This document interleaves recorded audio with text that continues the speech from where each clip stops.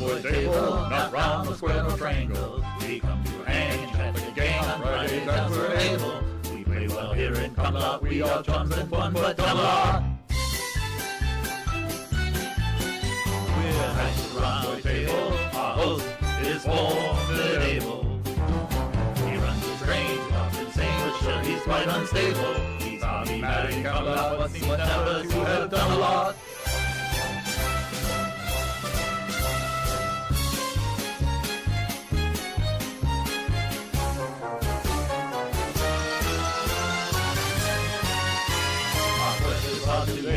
Quite incomprehensible. The wretched and we have no plan but to sit and hear Dodge babble. It's a lazy time in Camelot.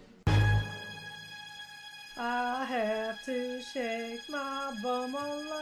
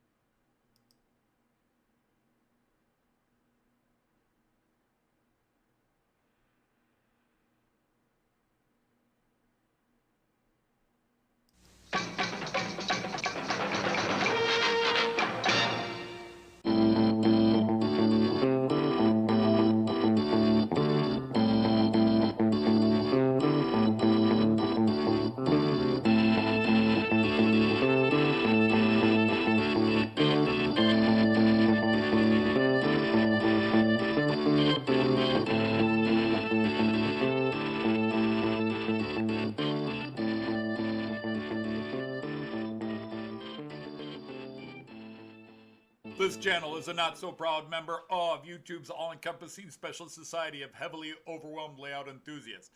Check any railway show, check any railway club, check any layout, check your own house. You'll find one of us somewhere. Warning, the content of this stream is not suitable for children under the age of 16. The topic, language, themes, attitude, and personality of the presenter is not appropriate for anyone, much less children under the age of 16. Topics discussed will not center on trains and will focus on anything except politics. It just happens trains are running. Any similarity between characters, situations, trains, and intelligent thoughts is strictly a coincidence. Any rebroadcast or transmission of the stream without the expressed written consent of Major League Baseball is strictly prohibited. Viewer discretion is advised. Remember the 3 rules for model train layouts and pretty much anything. It's your layout, do what you want as you want. Do not tell someone else what to do unless they ask you directly what they should do. Do not call out, mock, criticize, or insult another channel on your channel or anyone else's channel. Thank you for your cooperation. And see it, you'll love it, and it's all done in the best possible way. Hey, welcome in, fellow Knights of the Rhomboid Table. I hope you're all well on that side of the screen. If you celebrate a belated Merry Christmas, hope you had a good one.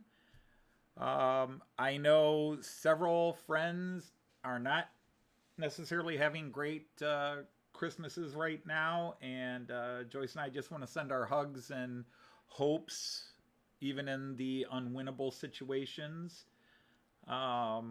I've had a few phone calls the last few days, some good, some sad. It's this time of year, you know, the cold hits, and I think that just factors into it. But anyhow, yeah, it's been a crazy week since we were last together. My greatest Christmas gift was the fact that my son and his wife, my daughter-in-law Val, they made it up, and we had Christmas dinner as a family after him being so just ill. All the blood tests came back, and the doctors say there's nothing there. They don't know what hit him. But it was enough that he was incapacitated for over 2-3 weeks, and had to be hospitalized along with 2 emergency room visits and an EMS call. But there it is. Whatever hit him, they don't know what it is. but he was definitely much on the road to recovery, so that was great to see. Anyhow, let's see who's here, at least by the names on my chat. So if you're here in the background and haven't typed anything in a while, type in a hello. Remember, if you want to get my attention, if you can, all caps, or do the @ if you're on a computer. The @ doesn't work on smartphones. Anyhow, we've got Sir Anthony from Choberton Junction, Sir Con of White, Sir Jeff Hammond from Flint Hills, Sir Andy the Hot Dog Pilot, Sir John of Benicki, Sir Mick the Royal Barkeep is here, so drinks are on the house, or better yet, they're behind the bar. Sir Dino from Model Railway Shed is here, Sir Clive from Newland Railway, and my brain's just not working. I have forgotten the first name from Southern Cross Rail System, but welcome in, good Sir Knight. Sir Steve of Steve's Double O Gauge, welcome in. Sir Tim of Dowd, the CEO of the Knights of the Rhomboid Table, and Sir Tom Couples. We have Sir Lyndon Hughes of Trains and Models, and Sir Chris of the Valley. I think there were a couple other names of people I saw, but I will try to catch up as we go along.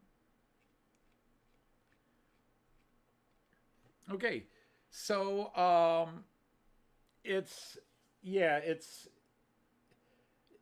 been, but unfortunately we don't get through the holidays without somebody being sick. My son-in-law has come down with some sort of stomach bug. He wasn't feeling great, so now we're like, did we get it or was it just something with him? But yeah, we just can't get through holidays healthy right now.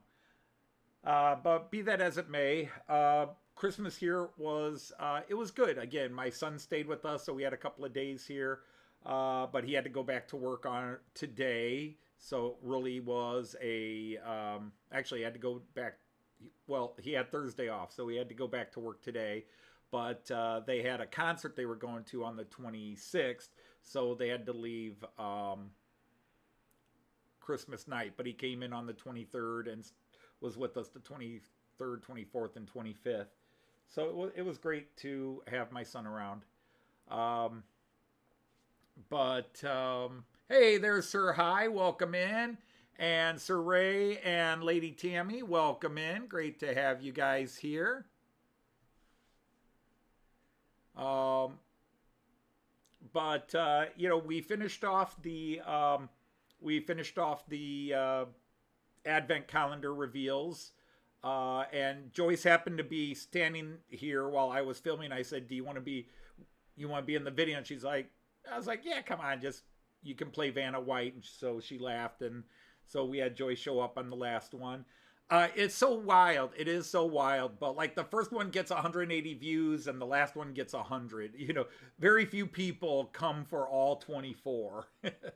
I should say very few. About 100 come for all 24. Bing, bing, bing, bing, bing. It's probably less than that because you just get the people that it's on their list and they click on it to see what it is. And you get credit for a view there. But we had a lot of fun. It was a great collection this year. Even with the warthogs and deer, the number of useful figures was immense. I've already put some on the layout in different places. And then I've got a whole tin of leftovers from last year and this year that I've just got to decide what to do with them yet. And again, the thing is, you know, for example, if I can get my shaky fingers to work on this one. Here's a worker with a shovel. Okay. He's got a little shovel behind him. But I could cut that shovel off. And he's just another guy waiting at a bus stop or at a train station. Or standing outside a store. So, you know, if you can't use them exactly as designed, a little snip, a little paint. And I got turned on to these paints by Dave at Scott Rail. And I've got 2 sets of these. Of course, I always open them from the bottom. But these acrylic paint pens. And I've been working on painting some figures, but like this is a Richard from Toys in the Attic, and that's just 2 coats of the blue and 2 coats of the yellow. I'll do a 3rd coat of the yellow. I still got to get in the arm sleeves, but that is a Model U 3D print of Richard from Toys in the Attic, and then I'll have Richard on my layout. But that's all with those pens. So as somebody who has painted thousands of HO up to 25, 28 millimeter wargaming figures, HO scale up, I think they're fantastic. They do work. Hey, Sir Ian is here.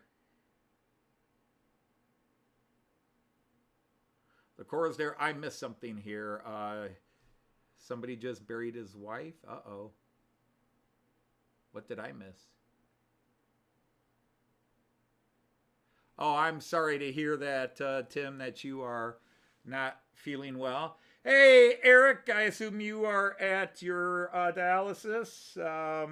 As always, you have our thoughts and our respect for the toughness you show. So anyhow, so we did that.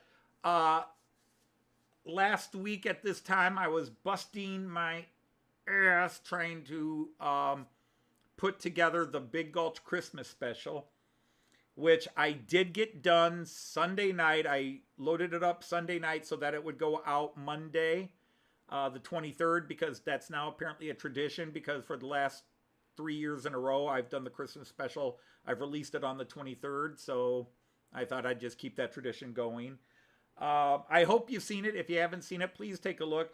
And the best thing you could do for me, besides watching and gives it a thumbs up, is if you would comment, just like things you like, jokes you like, because when you play this and you're not there to gauge reactions, one of the coolest things was my son, who doesn't necessarily follow my Matt Clark, but he was sick, so he caught up. He caught up while he was homesick with all my Matt Clark stuff. He came in on the 23rd, and he sits down, and first of all, he and his wife start asking me questions about, Dad, your newest Christmas special, the Matt Clark. When this happened. Did you make this joke? Were you make? They were just filled with. They wanted to talk about the newest Matt Clark. And then the other thing is, we're gonna have a special guest. My son,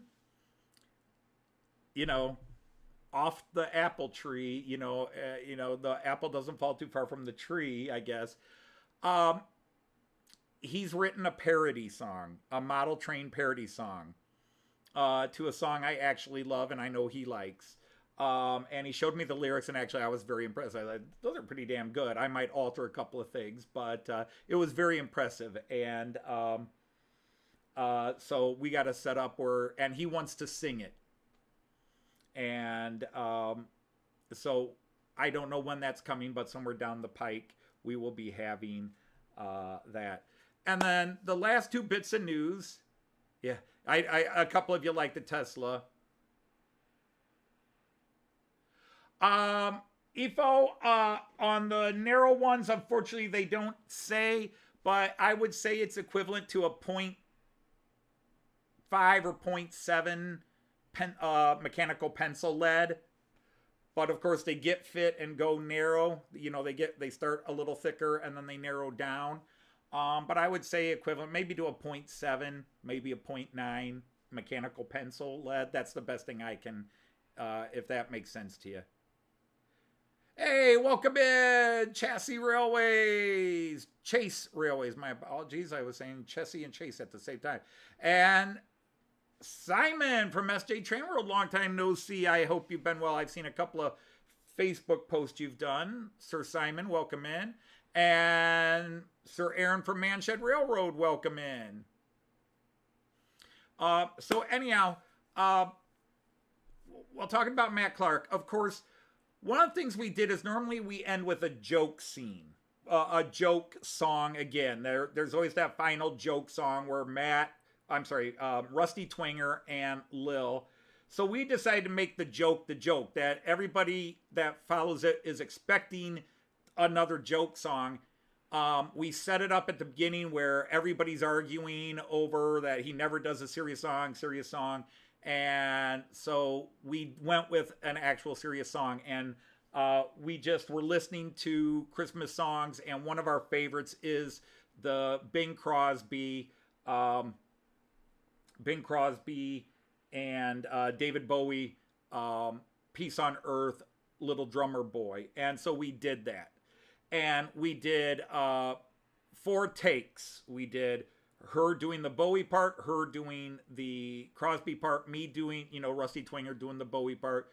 And when she sang her David Bowie part, which was the first one she did, I was like, okay, that's it. You're doing the Bowie part. And then Rusty Twinger did but we did all 4.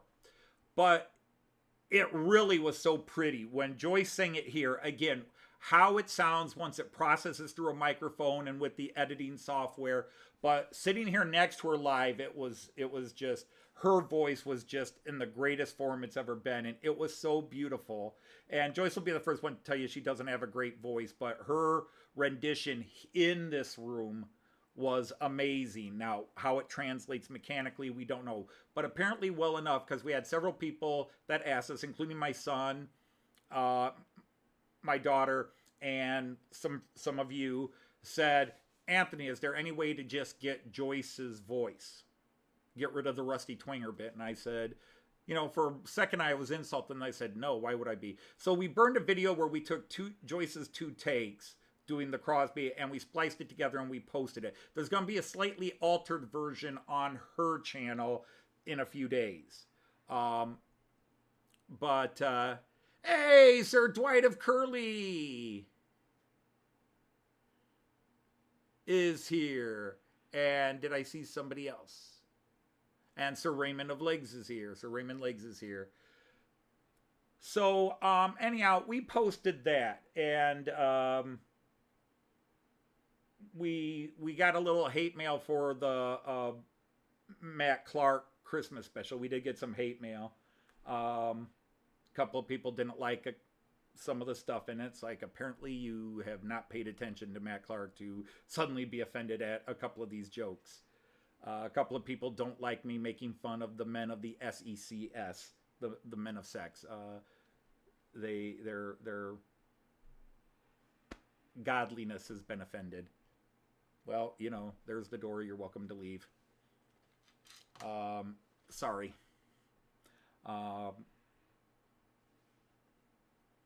But be that as it may, and of course we got our typical haters out there. And the last thing is, of course, what I get for Christmas. Not really a lot, and you're actually seeing almost everything. I got a book about World War I, which I wanted, and my kids chipped in and bought that for me. And then Joyce, the big gift is Joyce bought me a new video camera, because I have been fighting this thing for over a year now. I've been frustrated with it. It's focusing, autofocus, even manual focus. It just doesn't. This was awesome when I got it about 3-4 years ago, but something happened. I don't know what, but its focusing is just ridiculous. I'll be sitting there, I'll set the focus, I'll start talking, all of a sudden it just, there's nothing moving behind me. It's registered my face, so it's focusing on the face, and then it'll just all of a sudden. And when I was filming the herb stuff, the herb unboxing, it just drove me crazy, because when I was able to see it, it was just so ridiculous. But otherwise, I got a new video camera. It's a Panasonic HC, and the tripod, a memory card to go with it. And then the other one you'll see on the layout here. So I've been babbling for 17 minutes, so let's go to the trains and get some trains running, because you didn't come here to listen to me. You have to watch the trains. But yeah, the trades today. We are running the Class 50 again. So it's the second week in a row this Class 50 is running. It's pulling a pseudo Orient Express. Very few of these trades are prototypical, consist. I just threw cars together to appease myself. And so whether something would actually have been pulled by something or not, I don't care. Just mixed it up. But we're running this. So this Class 50, after doing a shift last week in the Steamer Palooza, which was a lot of fun, I was very thrilled. Even the one Class 18 throwing its old traction tires, because I had run it by itself, but it had not pulled freight, or, you know, it had not pulled anything. Yeah, this one, they both have intelligent autofocus, but this one has stopped working. This is the Lumix G7, which was highly regarded. When I got it, my daughter, who's the camera photography pro, she was like, Dad, that's a really good one. You know, it's a hybrid. It's supposed to do photography and video, but it leans to video. And again, when I first started using it, it was awesome, but something's gone wrong in it. Maybe it got bumped or dropped. I don't know. And it just went off. Okay, so anyhow, that's my pseudo Orient Express. I am running this Class 200 for the first time on the long ones. Now, he does start a little slow. He sometimes needs a little bit of a... There we go. Uh-oh. We got our first derailment already. Who derailed? Oh, you did. Well, go a little further.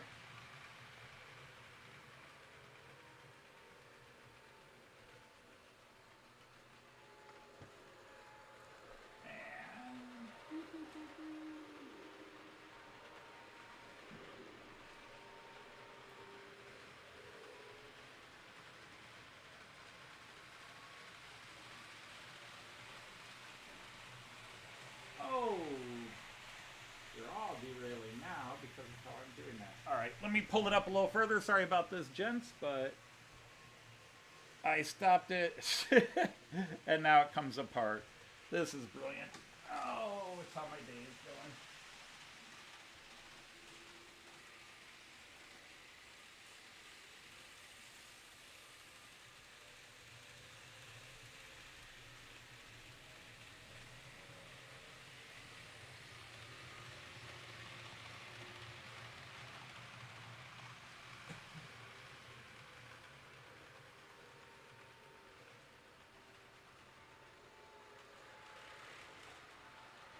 Who all is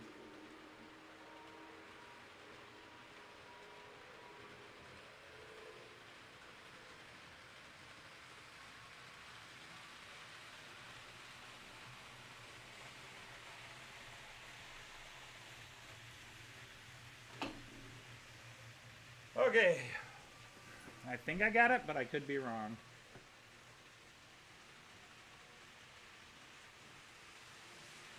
We'll see if that's a persistent problem. Yeah, some extra weight may help, but unfortunately I don't have any around right now.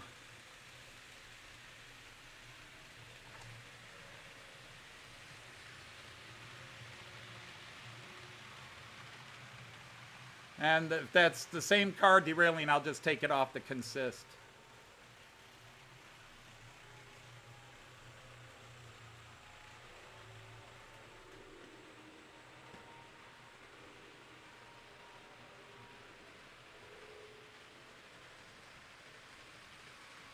Well, let's get the other guys in action. Got a Class 218 pulling a fictional consist of a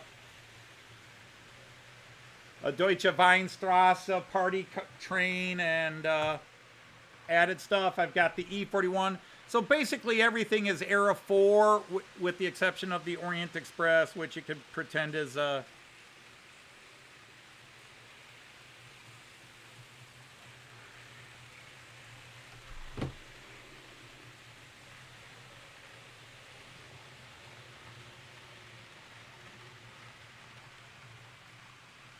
There you are.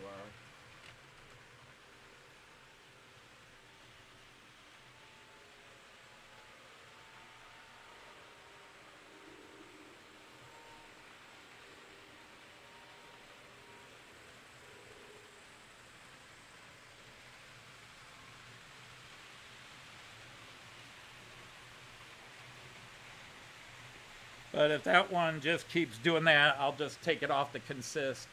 But hopefully, as it goes, because that's got new wheels in it, and it is the proper wheels. I ordered them off eBay. It is the proper wheels, but this is the first time I've run the entire Orient Express, except for the one car that has the roached axle. And it's just going to be that kind of a day. Oh, why'd you catch? You got plenty of clearance, dude.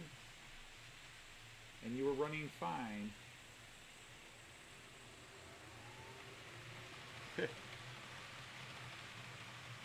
Like I said, it's just been that kind of a day already, so to be honest, I was half tempted to just cancel the live stream, but I figured it would do me better to be here than...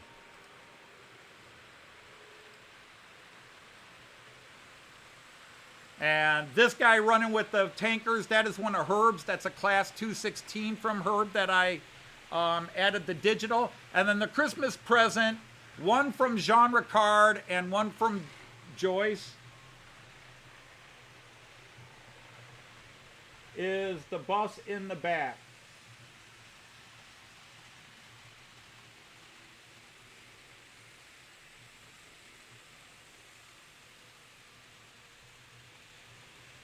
Okay, dude. You're out. You're being too much of a pain in the patootie.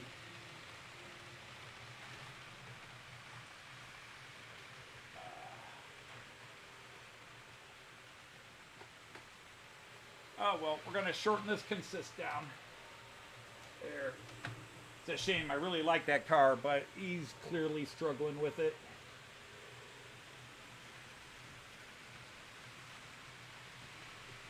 Ah, well, when they're going by fast, they still look nice. And so anyhow, yeah.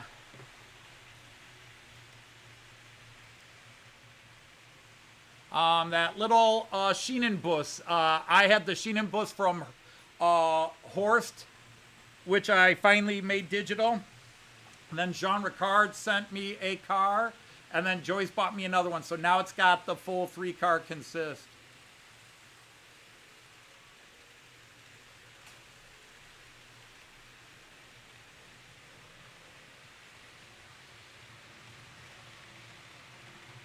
No, I have not found the bogey sides yet, but... Oh, this is just going great. All right. Like I said, maybe just not have done a live stream today. Oh.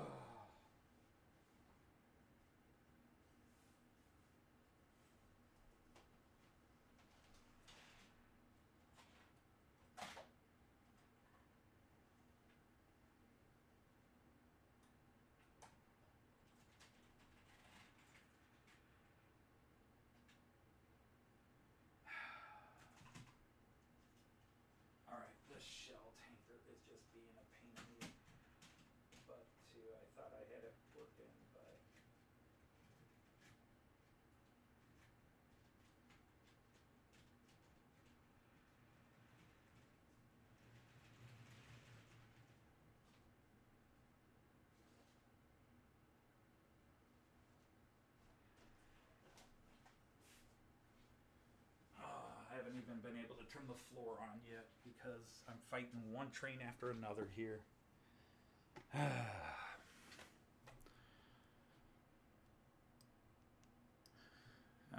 All right, well. This one shell tanker was acting up, but I thought I had it straightened out, but it's right back to acting up.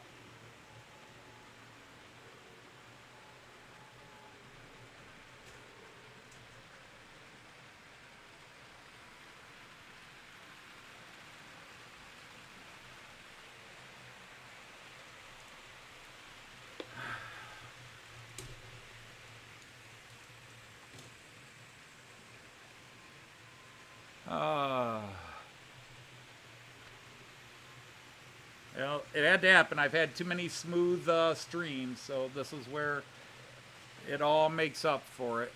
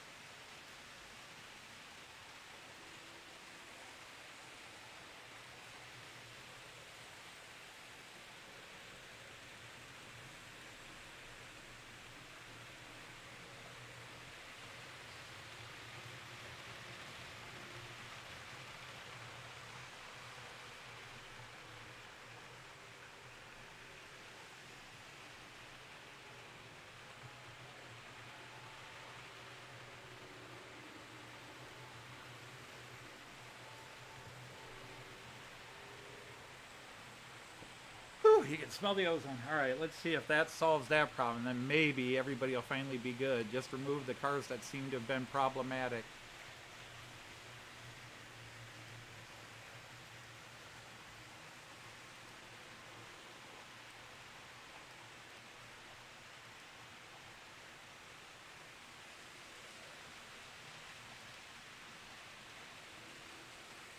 Okay.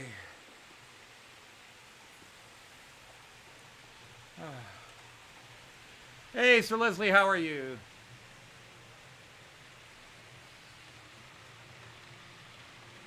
Hey, Sir Tom. Well, when you have a big layout and you got multiple trains that seem to be acting up today, but that was sort of the thing. I'm running a bunch of old cars, old trains. Some of them have never done a full, for example, these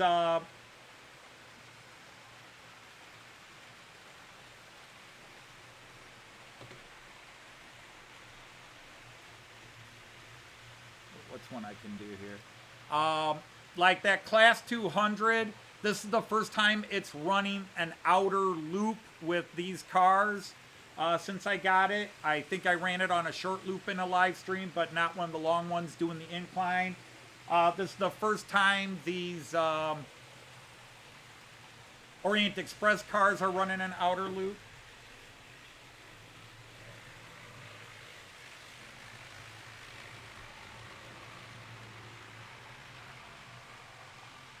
Wrong train, wrong train, wrong train. Whoa!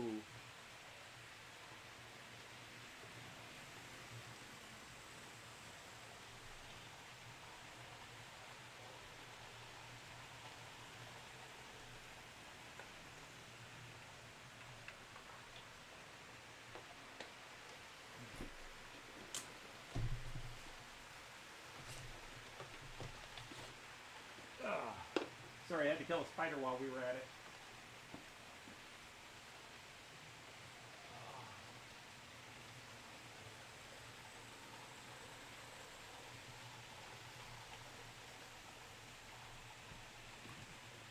But sometimes it just seems to be it's a question of when you get them to certain speeds, they all of a sudden can't do it. They'll do it fine, slow on the narrow curves, but when they're doing the inclines,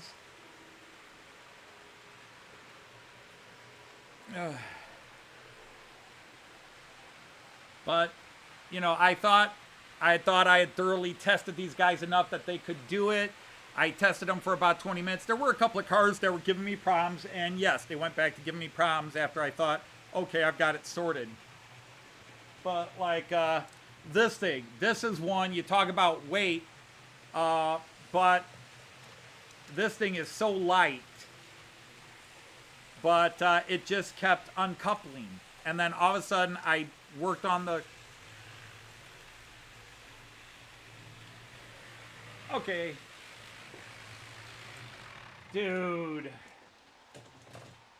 another one that I've done some repair work on, and so it's just being difficult today.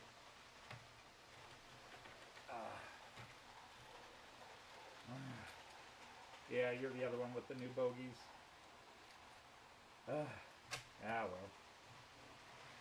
Apparently I did something wrong with it. Let's see if that works a little better. This keeps up.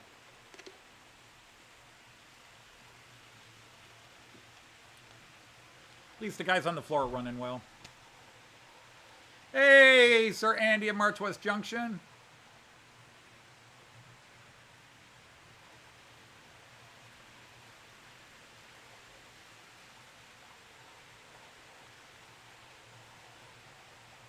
There was a part of me that questioned my decision to run these trains today.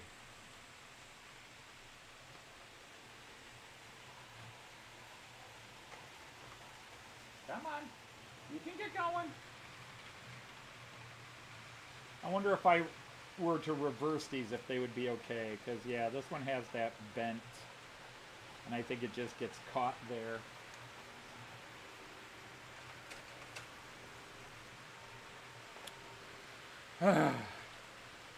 Okay. can I sit and relax yet?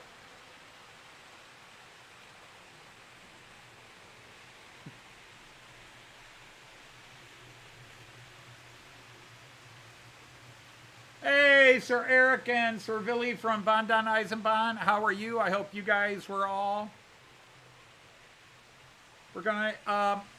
So, yeah, as I was taking all the...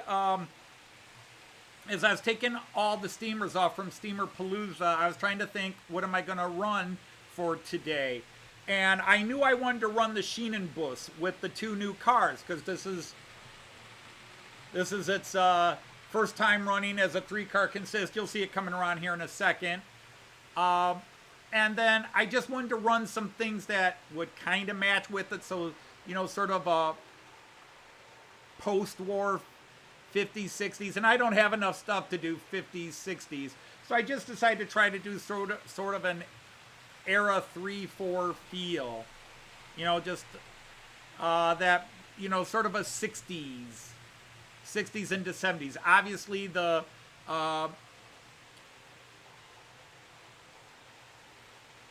sea green and cream are more 70s into 80s, but the idea was just to run a bunch of older trains, things that you might have seen in the mid-70s. The Schienenbus obviously is before that, and I'm not knowledgeable on those eras of German. I know German modern, that's all I know. I've been slowly trying to learn some of the older trains, and 10 years, close to 10 years of watching German Märklin channels, knowing that there are certain locomotives that are classic, that if you're going to have older trains, you got to have like a V200 in your collection, etc., etc. But a lot of these I got from Herb. I've had to do a lot of work on them, including buying new wheel sets and putting them in, new axles, putting them in, making sure they're right, and in some cases you find out that it's not just the wheel that was the problem. There's something with the axle. The metal, there's a bent piece in the axle. The plastic has worn away or snapped, which is to be expected.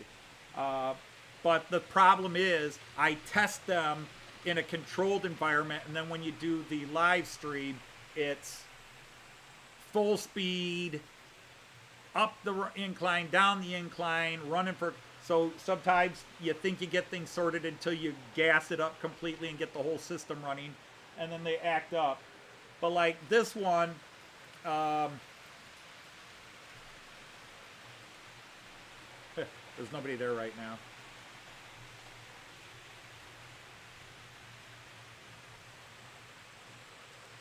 But this one, you can see I put some slightly newer. I had some, these are all new here.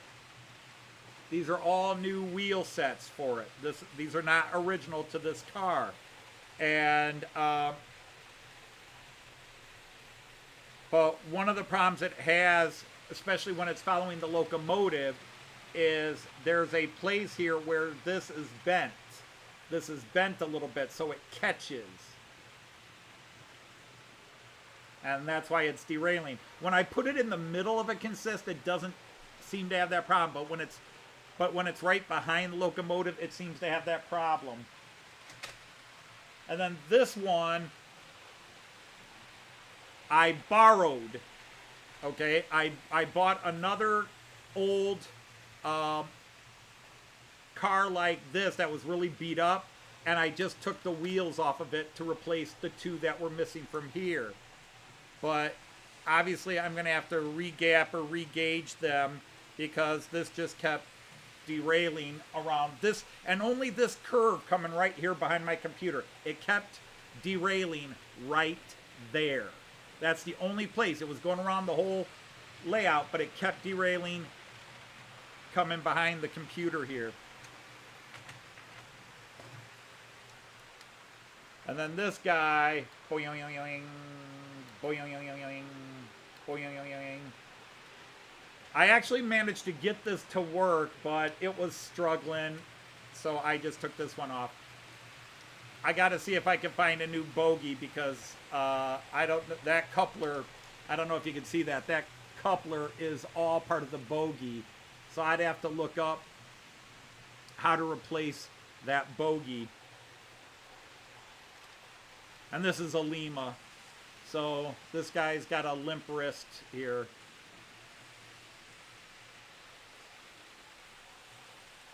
Well, yeah, that's just it. One of the issues is I am combining 4 different companies' cars. I've got Lima, Plocher, Märklin, and Fleischmann cars in this consist. And so their couplers do not necessarily play well with each other. And it could just been that this guy connected in the order I had him was fighting with the one coupler in the one space. But since it's the same radius here, well, let's say interior radius here, and it's not derailing on this one, but it is derailing on that one, you know, it's the same pull all the way around. So why it's derailing right there, I don't know.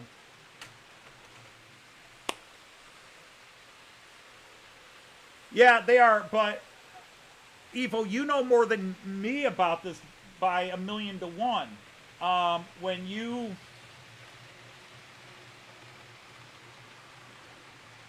this is an old Märklin. Like I said, I bet if I put him second car instead of first car, I bet it would be fine. But it was running fine when I test ran everything last night. But today, you turn the camera on, things happen. But as far as this guy goes, I'm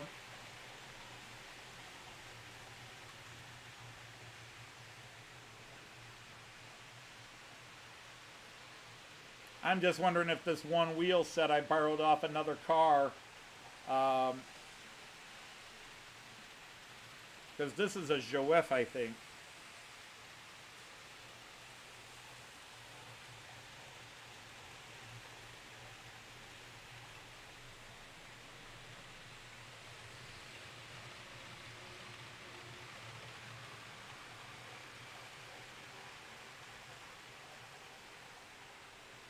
Yep, yeah, this is a Joef.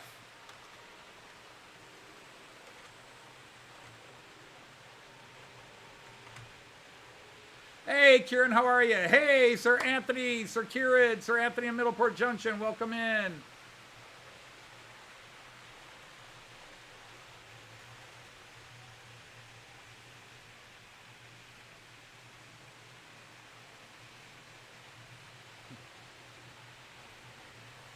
But settle down, try to get into a rhythm, and now we've removed the 3 problems, and knock on wood, we're good. Anyhow, on the floor for the first time in a close-up, we're running the Beatles singles from Liverpool Train, and we're running an HST with the Class 43, the Intercity HST and the Swallow Livery, which I just love.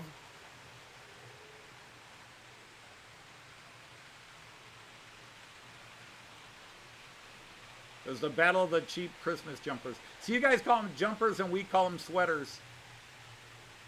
In America, a jumper is something else.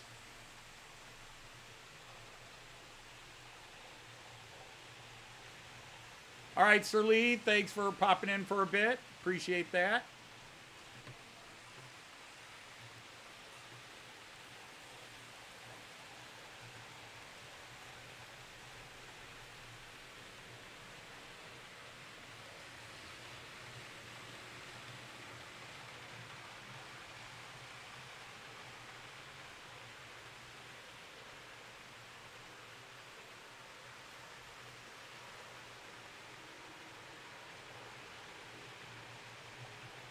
But yeah, I just got out.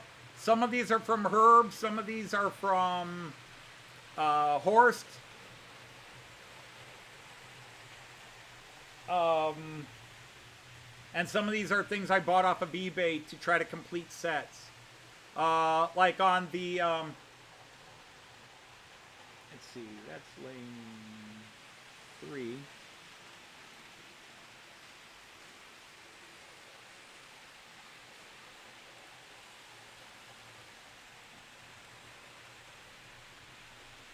Let me see if I can catch him here.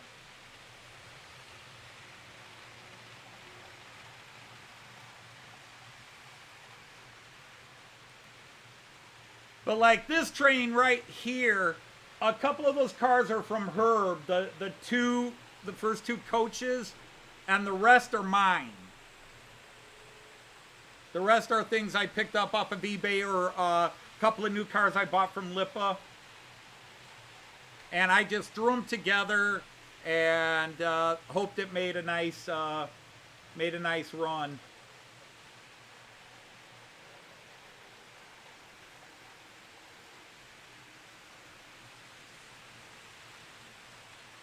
Oh, well, that's what it means here too, Leslie. We have jumpers, whether it's bridges or in front of the train tracks. But as far as clothing goes, in the United States, a jumper is kind of like, there's a couple of different things that get called jumpers, but it's basically, it's a one piece. It's a little one piece, normally for girls, although baby boys, young boys can wear them as well. Sort of like overalls, but short. Short instead of long pants. Hey, Sir Dave the Kiwi is here.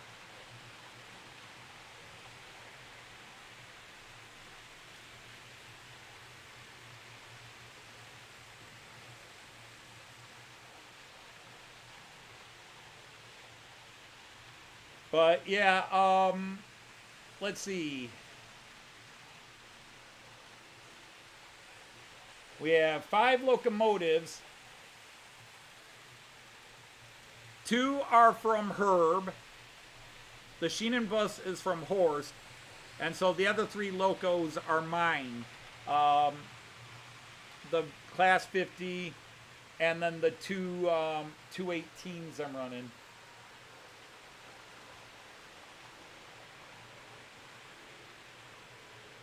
No, I'm sorry. Only one's mine. The 200 is from Herb. Well, they're all mine. The 200 is from Herb. So 2 are mine, 3 are from Herb, and 1 is from Horst. Well, we hoppa.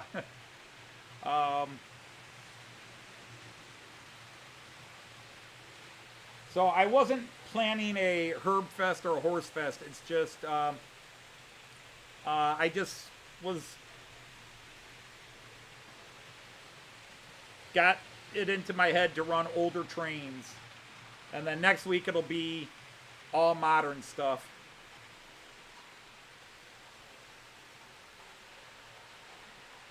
All right, you have to go back to work. Sorry to hear that. Happy New Year's to you. Hope your family had a great Christmas. Hope Willie was happily gifted.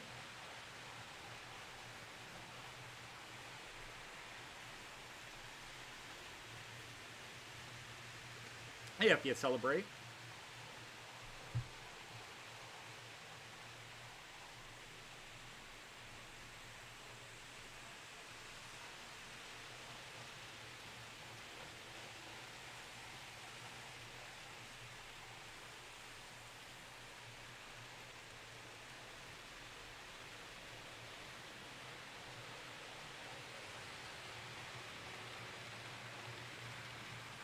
Oh, it's your birthday. Well, early birthday. So on Sunday, happy Womb Liberation Memorial Day.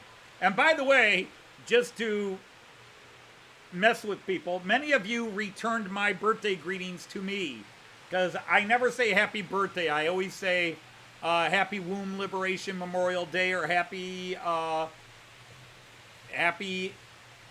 additional completion of a solar loop, etc. Because somewhere in my life I decided that it's not your birthday. This is not the day of your birth. It's your birthday anniversary. And sometimes I would say that, happy birthday anniversary. I get technical that way. But some of you said happy womb liberation, Anthony. It's like, I wasn't liberated from the womb. It's the memorial of being liberated from the womb.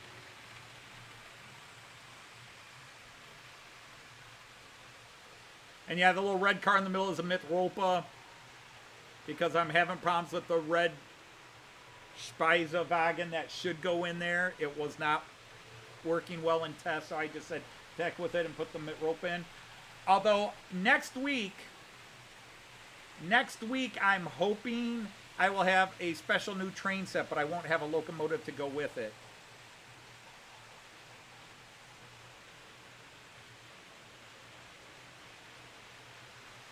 That's probably very true.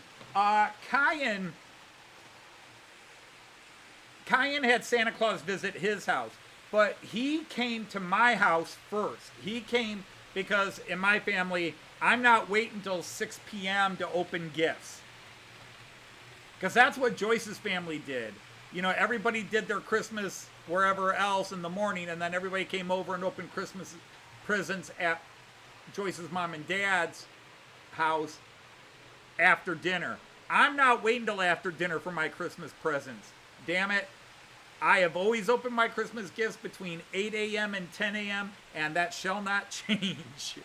So you can come over and join with us, or you can come later. And so everybody comes over to our house and gets there about 10 so we can start opening gifts. Joyce doesn't care, but I'm adamant about that. I am opening gifts at 10 o'clock. If you're not there, you're out of luck. But Kyan wanted to come to my house first. He wanted to see what all the stuff we got here. But the thing about Kyan is, whether it's his ADD or ADHD stuff coming in, he opens one present and then he wants to open that and play with that. He doesn't want, most of us, we want to open all the gifts and see everything we got and then decide what to play with. Kyan, as soon as he opens that gift, all other gifts are out of his mind. He wants to play with that gift he just opened. You're like, Kyan, you got another package. Open that up. I want to play with this. No, open the other package. I want to play with this. And so we kind of get him to open all the other packages, and then he wants to play with everything. And so he did the same thing. My daughter came over for Christmas dinner with Kyan, and Kyan still had presents under the tree at his house he hadn't opened because he opened a couple, and he just had to play with them. He was not going to wait until he opened everything else.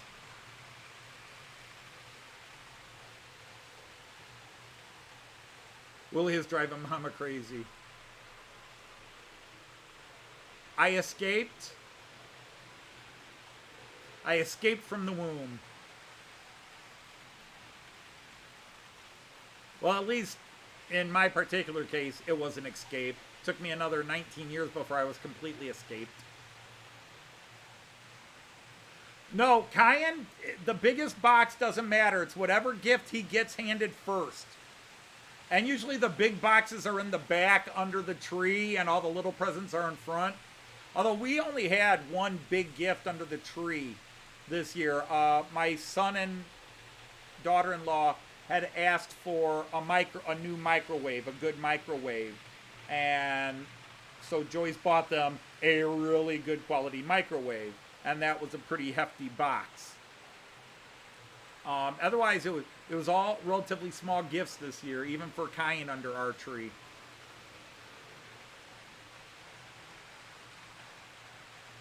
But again, anybody that was here last week Friday, when Joyce talked about that she went off the board, but was sure I was going to like it, that was the camera here. That was her off the board. The only model train related stuff I got was the little Schienenbus car.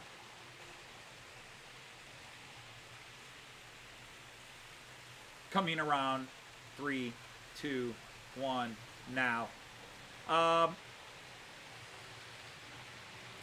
Was one from Jean, which I got actually that was a birthday present from Jean.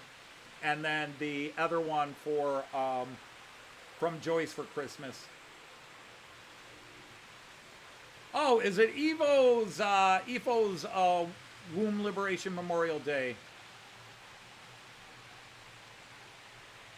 Nog 4 jaren.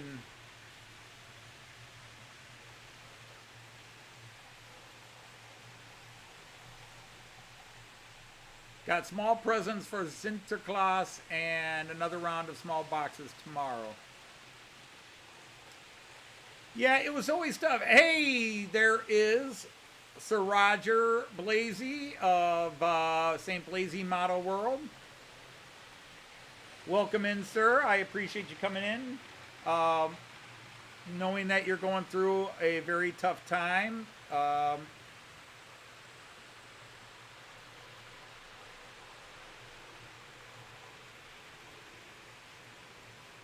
I usually don't feel it's my business to put that out there unless I'm told to put it out there, but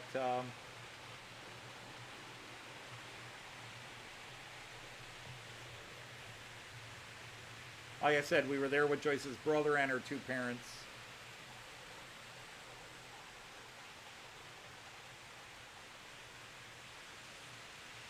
But now that I've eliminated the 3 problematic coaches, we're running fine.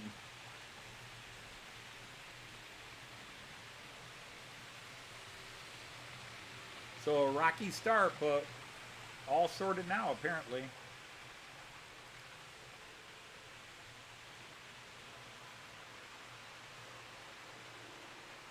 Bonsoir, mon ami. Tous le monde.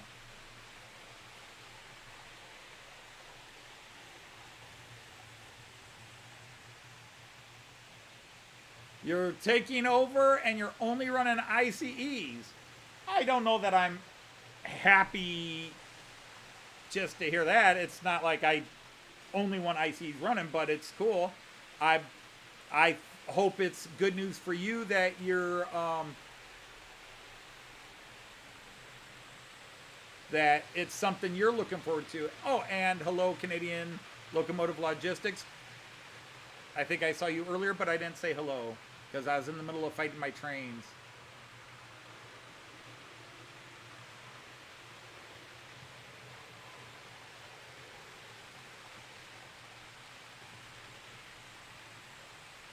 Yeah, it was great talking. I mean, obviously, I wish it were under much happier circumstances, but the fact that people around the world want to call and talk to me makes me feel good. It's one of those boost to my confidence things.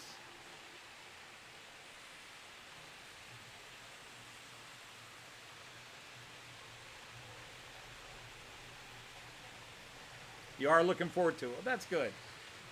It's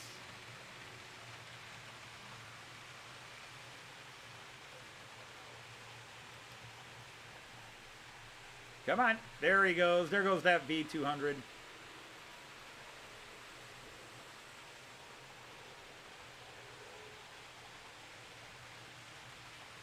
Yeah, so Roger just shared his father is basically they've initiated the DNR and it's a waiting game now.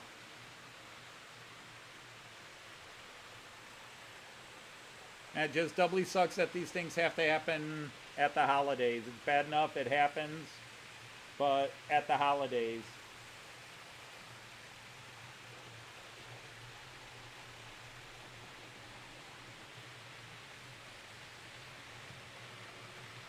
My grandmother Dodge, born and raised in Germany. Obviously, her last name wasn't Dodge. She was Bogarter. Gitana Bogarter.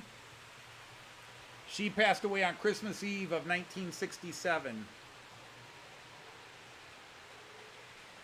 And yeah, Andy, Hot Dog Pilot, you went through that recently here.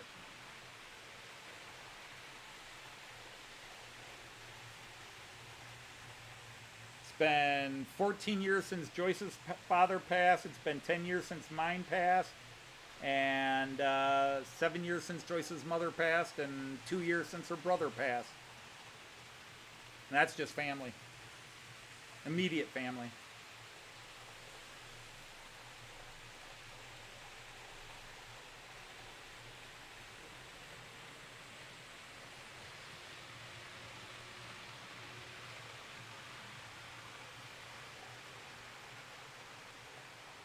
But there it is. Sometimes it's just one car and a consist that's throwing everything off.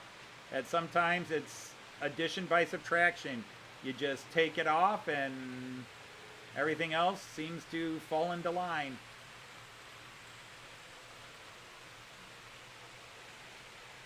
I just wish I had the cash to buy that Edelweiss train set. They've got it in stock at Lipa, but I just can't drop $550 some dollars, $560. That includes shipping. I just can't afford that right now.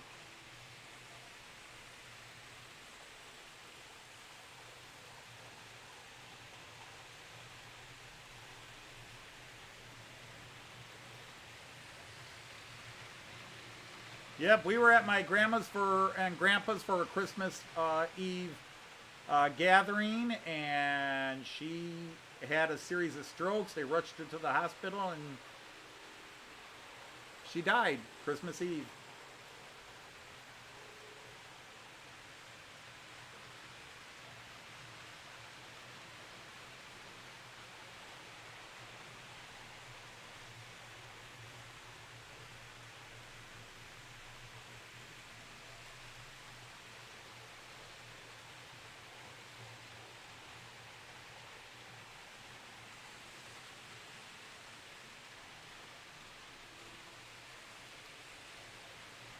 Anybody gonna be there? Yeah, a couple of guys are coming around.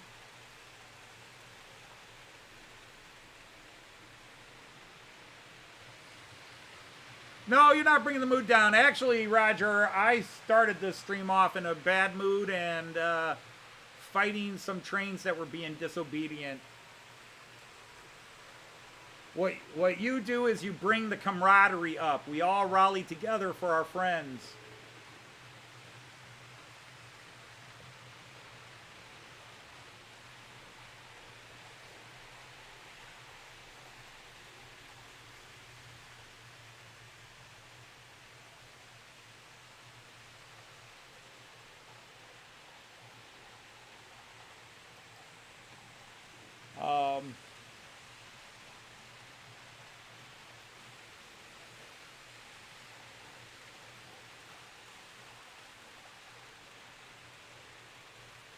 Oh, hello, Sir Mark from Zantec. DSG Schlafwagen. I've got a couple of those, actually, but the one I'm running is a Metropa Speiseraum. Speisewagen. I do have a couple of, I've got a few DSG.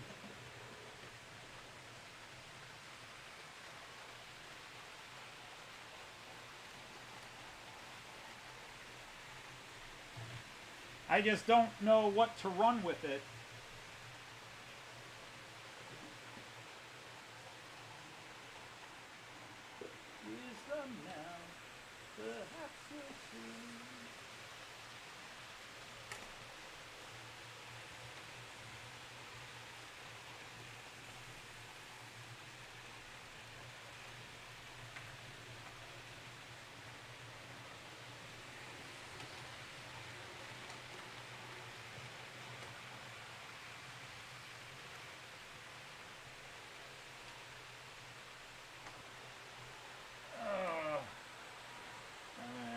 Readjust that. Oh well. Let's go to this camera. Ba-ding. So yeah, I've got one of these is from Herb, and one I picked up off of eBay myself. Whoops, got my thumb in the way. But basically identical. They're the same model. And then from Herb, I said Herb, Horse. One of these is from Horse. One I picked up on my own. And then this one is from Herb. And this one's pretty. It's got the little hex corner.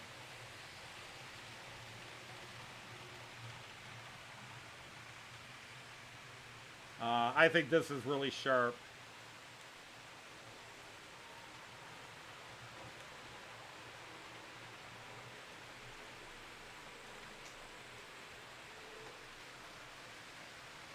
And I've got one car that kind of goes with it.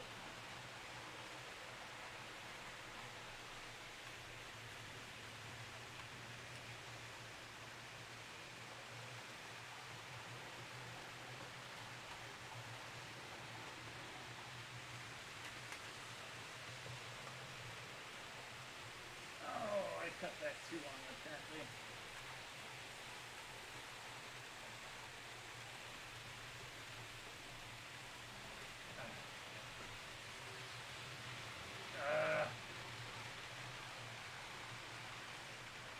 Get in there. Quit being such a pain in the patootie.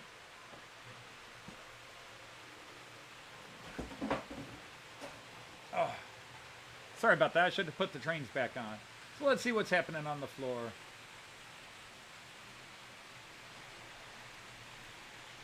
Running just fine down on the floor. Class 73 Beatles Train and the HST from Hornby. God, look at my little, and that's not everything, but I have moved a lot of the UK cars to little rubber mats there to sit on, just so they're right there for me to put on, put off, rather than put them in the drawers, and that's opened up more space in the drawers. Over here for all the new stock I got from Herb, as well as my own stuff. Hey, Sir Randall, how are you? Hey, Sir Pete from Delft Junction, great to see you here. 2 more hours of driving before you reach Dollar, Texas.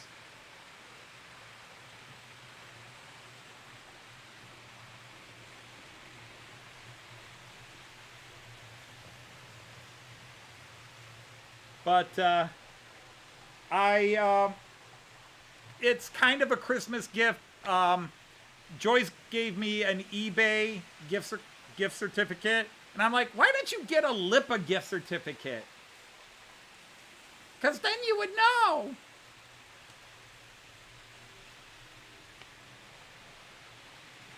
Well, if you're getting me a gift certificate, it doesn't matter whether I know or don't know, because I'm going to know what I'm ordering on the gift certificate one way or the other. So, but yeah. So I found a set of cars on eBay that I'm eagerly looking forward to, but it's going to force my hand, and I'm going to have to buy a certain locomotive in a certain livery. And Jean Ricard is working today, so he's not here to give me grief about that. But yes, I'll have to buy a certain locomotive of a certain class and a certain livery to match these coming cars. You got your 66 back from Bachman. Well, that's good.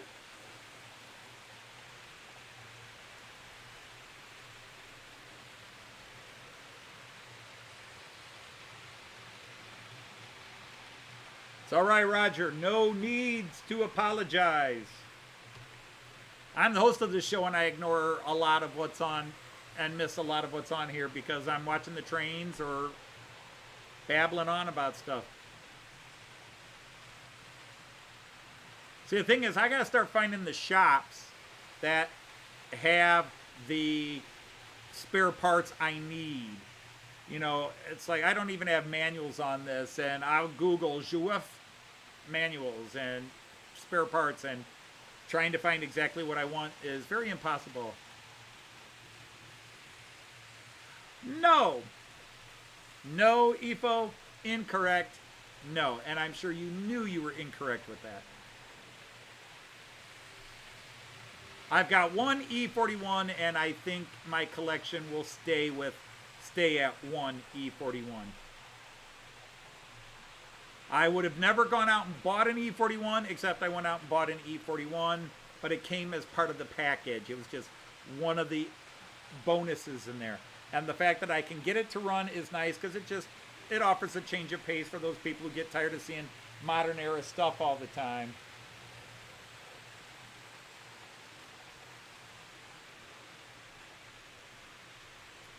But to me, it's a blast.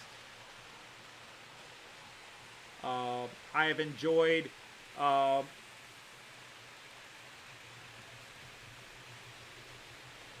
yes, Ifo, and I do that. I do search in French.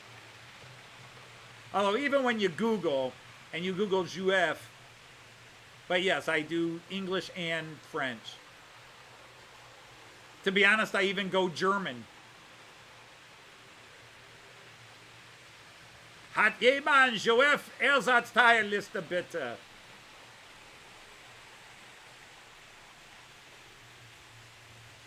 Hello, Lord Mons, welcome in.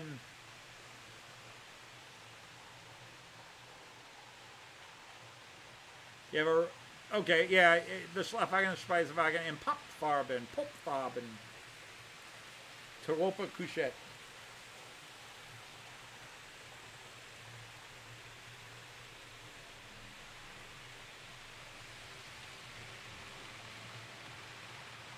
But right now, I have a my budget for trains is basically zero right now, other than I have set aside the money to pay for my 2 pre-orders.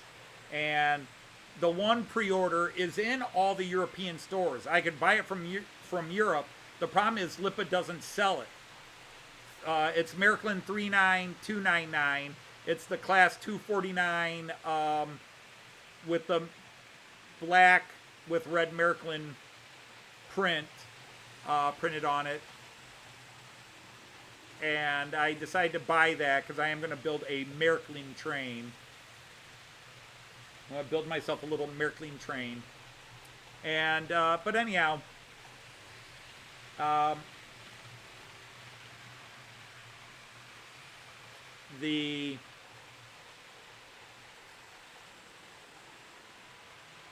that plus 2 cars, they're already in the European shops.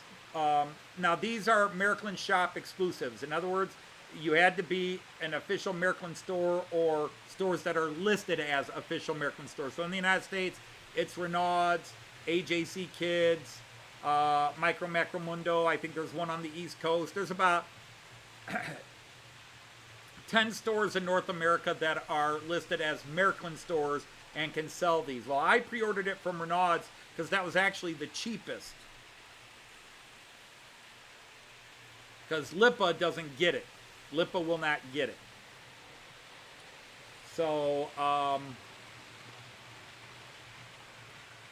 all my friends in Europe, all my Facebook and forum friends, or it's hard to even call them friends, just people I chat with, people that are in the same Facebook groups I'm in for Märklin trains, they're all saying, got mine today, got mine today, got mine and the 2 cars today, got mine, got mine, got mine. And I'm just like, not yet here. Hey, Sir Alan Reynolds of Brooklyn Junction, welcome in, sir.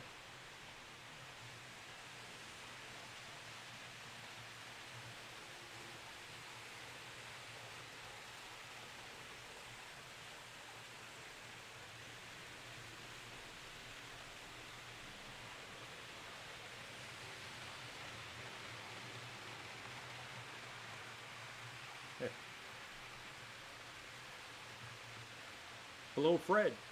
Hey, Fred. I don't think Wilma's gonna like this, Fred.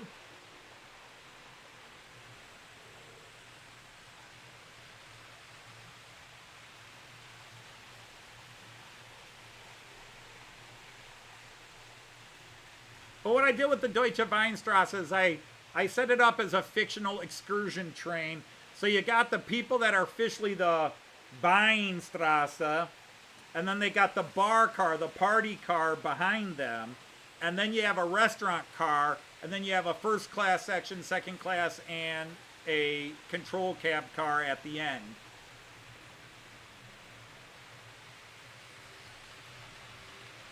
Hey, Ian, Happy New Year. Guten Usch, as we say in German. Guten Usch.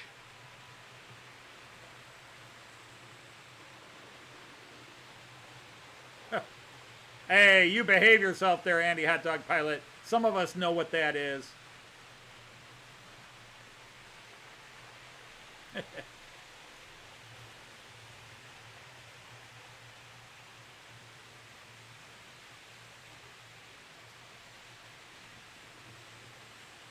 I did not watch any YouTube. Pretty much all of the 23rd, 24th, and 25th. I popped in. I really was not in any live streams yesterday on the 26th. And then today I briefly went into Clive's. But then I left.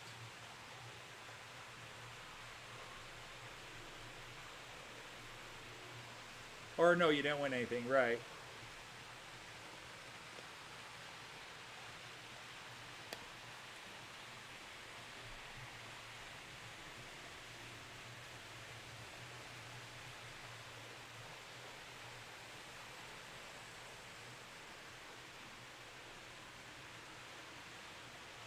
That little bus is cute. I'm sorry Jean Ricard's not here, just so he could see the bus running in triple.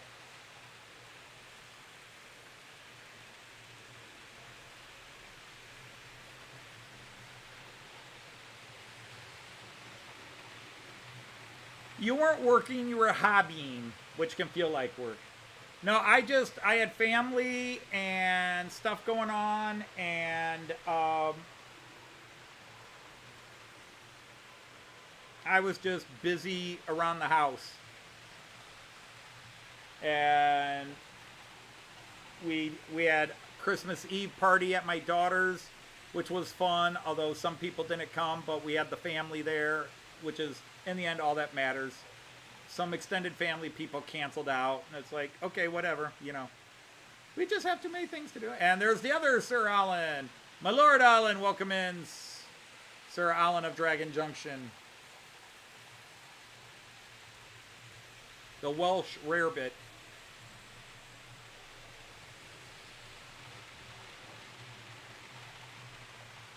But, and then we had Christmas morning. You know, like the 23rd, we were getting the house all cleaned up, getting ready for my son to come in. And then I forget what else we did on the 23rd. Everything's just a blur. Did do some last second shopping to get some things for around the house for the parties.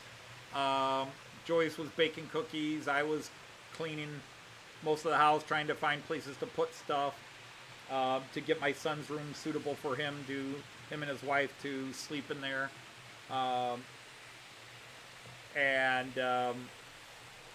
We had gifts to wrap, which we finished wrapping the 22nd and then on the 23rd. And on the 24th, it was just family and parties.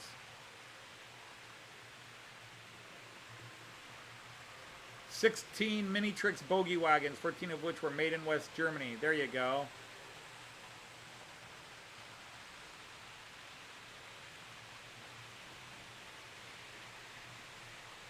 All of 1910 era passable. Okay.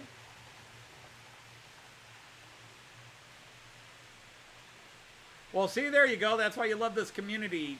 Tom says he's got somebody. I know a guy who knows a guy.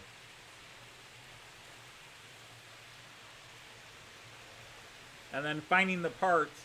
But one thing Joyce and I are going to do is, when we're in Germany, and again, our trip to Germany is a vacation. It's not my train excursion. You know, everybody's like, oh, when you go here, you got to go to this train place and this museum.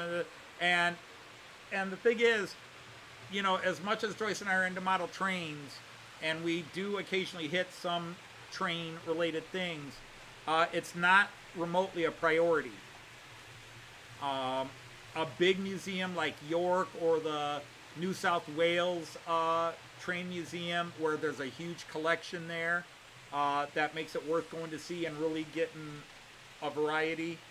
But we don't go for all of this. But one thing we are going to do is we've already looked into, while we're staying in certain towns, since we're going to be in these towns for a week, is find some of the local model train shops and start trying to buy or look for old stock and replacement parts. Try to see if, because when I watch some of the UK channel shows and they go into the shops, these guys just have buckets, or you see a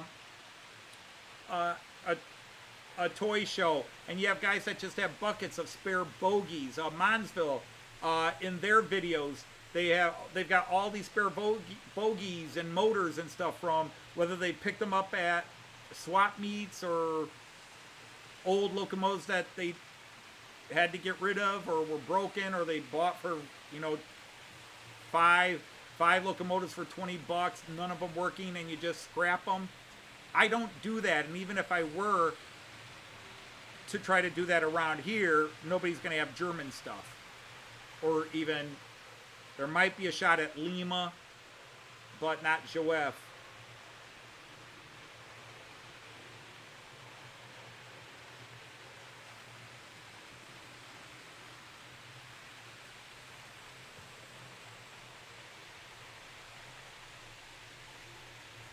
There you go.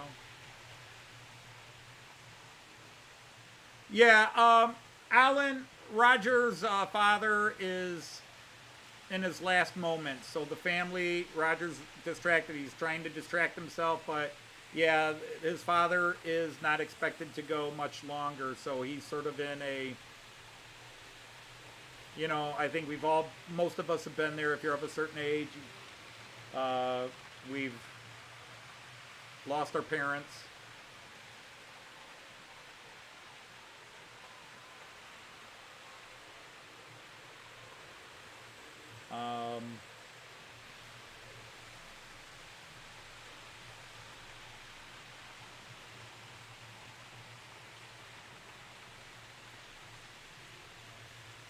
Yeah, they are. And I'm just now, because of what I picked up a little bit from Horst, but heavily from Herb, I now have vintage, if I can call them that, vintage running stock. And some of them do need new wheel sets or entirely new bogies. And that's not a complaint. I knew the condition of most of the stuff when I was buying it. I knew some things were in pristine shape and some things needed TLC, and Herb was very upfront and honest about it. So I don't feel I got ripped off. You know, I feel like I definitely got more than what I paid for out of it, in a lot of ways. But now that I have all this old stock, I'm having both to learn how to repair this older stock, because even in my days when I was a toy collector and fixed toys, I didn't mess with model trains. I did electronic games. I did the old American electric football, the paddle hockey, not the air hockey, although I fixed those too. I fixed and repaired those too. But where you have the guys on the little spinning things and you have the rods and do that. And I would repair these things and jerry rig. In some cases I used old coat hangers and replaced broken or missing rods with that, and soldered the handles back on that way.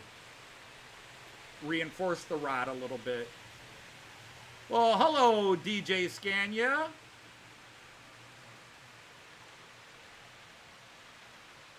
Welcome in, welcome in. So now dealing with old tin plate model trains, it's how easy or hard is it going to be to find, and I have to start making a list before I go to Germany. I have to start saying, okay, I have this Jouf car, these 5 Lima cars, and I need this bogie for this car, and coupler for this car, wagon, coach, what have you. I gotta start finding, for example, as Ifo said, these things need weight. This thing is so light. But to be honest, I don't think it was the weight that was creating the issue. I think just the way its coupler connected, that it just, you know, this a little before heights got a little more standardized, and I think it was just at too awkward a height, and so it was uncoupling. In one case, I found that when I coupled them and checked that they were coupled, it actually had clipped underneath. And then when it goes up an incline, the back end goes up while this one, and it would uncouple. All right, well, take care, Dave. It's always great to have you here. I'm glad you like it. And again, if you haven't watched our Big Gulch Christmas special, please watch it. And if there are things you liked about it, let us know. If there are things you didn't like about it, well, by not commenting, we assume that's how you let us know you didn't like it. When people we know don't comment on our videos, we're thinking, well, they either didn't see it or they didn't like it. There are people, the good friends we usually expect comments from. But that's why it was so great with my son coming in. He was,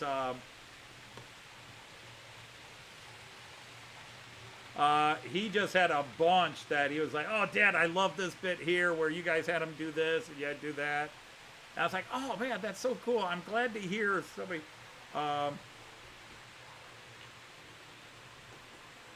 Yeah, like Andy Hot Dog Pilot liked the Tesla joke. But as I explained to Andy, there's a bigger joke here, and I think some people caught it, and that's some of the hate mail I got. Was that the evil new Santa was Elon Musk. It's Elon Musk's face, and then I put beard, mustache, and stuff on it. So, but apparently a couple of people caught it. But, yeah, it was, so there was a Tesla joke in there with Elon Musk because our evil Santa was Elon Musk.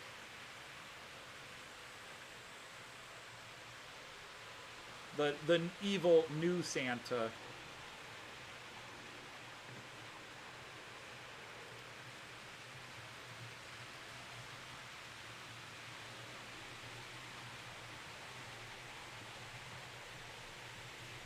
But as far as the weights go, I mean, this one, I don't know how easy it would be to put weights. I've got metal, and I've got metal kits that I can melt if I could get this open, but I don't know that this is a tanker I could open and get the weight in there. I'd have to try to load it in or drill a hole and then patch the hole with this one. I don't know how easy that one would be to get into it to add the weights. I mean, clearly it's hollow.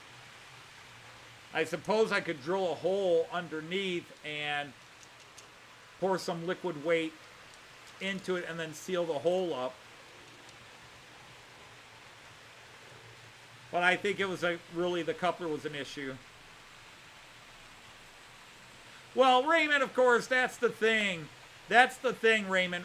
Elon Musk has designed and invented nothing in his life. He's a venture capitalist. His parents were part of the apartheid government, made their wealth off of, his parents and grandparents made their wealth off of exploitation of diamond mines in Rhodesia in South Africa, and then took their money and ran. And all Elon Musk does is buy companies, sticks his name on it or his X brand on it, and then takes credit like he had anything to do with the creation. And the fact is, since he took over Tesla and got rid of a lot of their top execs, that's why the Tesla cars are suddenly having all kinds of issues. Because he screwed the company up.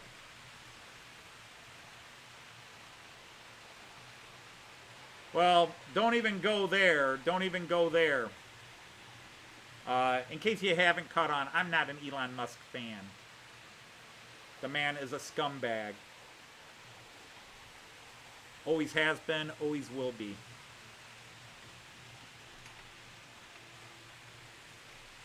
He's just another trust fund baby. Yeah, Cog. I get it. Cog sounds like Arnold Schwarzenegger, but it's actually a little bit of an old bulk Norwegian accent, you know, taken into English. Because you got to remember, these guys, the one thing I try not to do, other than some of the Western accents, is when I give somebody an accent, I'm not trying to make fun of the accent. Thanks to my linguistics background and language training, I can usually get certain accents down pat with a little practice. So, Cog is a bulk Norwegian accent, and but obviously speaking English. But to get into that voice, oh, that is not right, Smoky lad. You should not be doing that. And then there is Ivor, the engine driver, who's Swedish, southern Swedish. Now, Matthew, you should not be doing that, Matthew.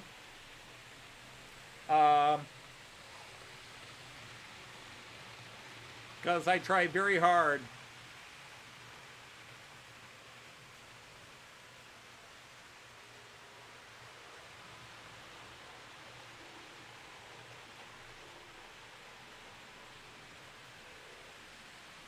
And, but anyhow, yeah, let's not talk current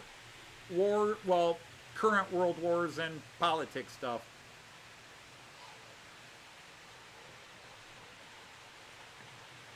But, see, we're going to get people talking about stuff, and so I don't want to start delete messages, but if you all could just self-edit, and the minute we start talking countries and leaders of countries.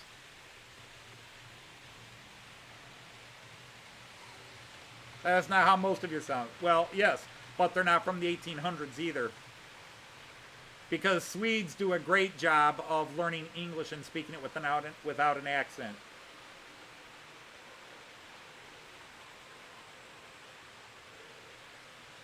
But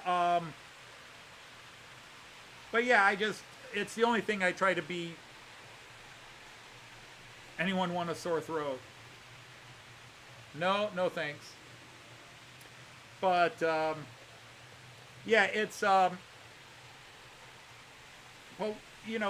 trying to do, because Joyce and I added it up, there's 150 characters through 3 seasons of Matt Clark, and 4 Christmas specials now. There's 150 characters. Joyce does the voice to 10 of them. I do 140. And trying to keep 140 different voices straight is a challenge. Especially when you're creating a new character. Like when I was trying to do the evil elves voices, the orcs. I kept doing voices and go, nope, that's so-and-so. Nope, that's so-and-so. Nope, that's so-and-so. And it just kept getting crazy. It just kept getting crazy trying to come up with new voices.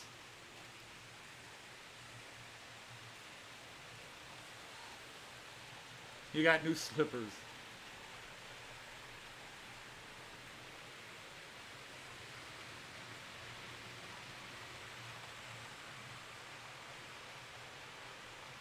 Hey, Mark, how are you? Sir Mark of Model Railway Fantasia. Yeah, I got news for you. In the Die Hard movie, I was rooting for, let's just say I was rooting against the hero.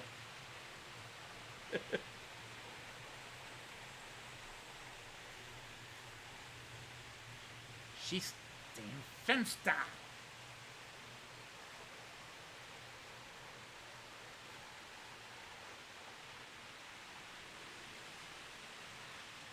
It's all right, DJ. Don't worry about it. Don't worry about it. It just happens. It just happens. That's why when I see it starting to turn, I'll kind of, even with myself, I'll put the brakes on and say, okay, let us change subjects.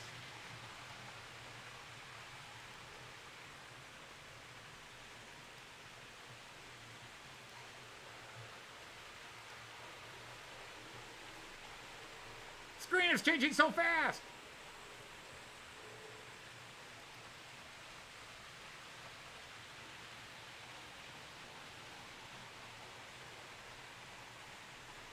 See, I don't emphasize the cameras on this side of the table as much because there's always action on this side, but this side can sometimes go 20, 30 seconds without anything happening. But I do like this shot. I like the shot of the train coming on up the ramp here. I do like that shot because I can actually see it coming in front of me, and then on the camera I can see it from the front angle too.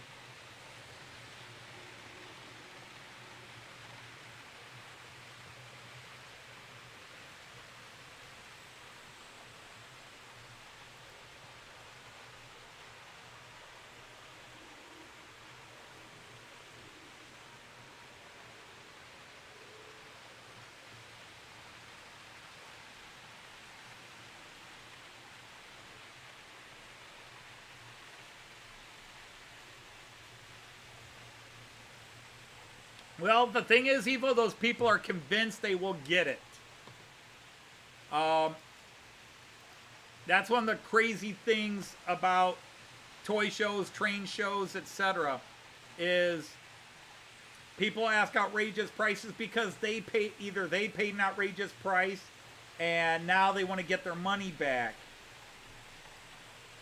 And that's up, that's up to these people.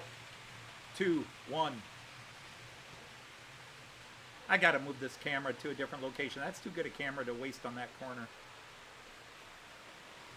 2025 has already started. That's not bad. Our years are pretty much sorted. Although again, nobody has mentioned it to me directly. Well, I lie. I think one person mentioned it to me. But over on Joyce's channel, she did a video where she kind of gave her thoughts on Getz with my help. She did her thoughts on Getz, but she dropped a bit of a bombshell if you recognized it for the bomb it was.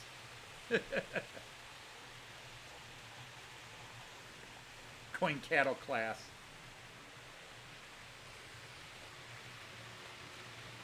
Here comes that class 200 again. That's a nice... It is so cool to have that model running.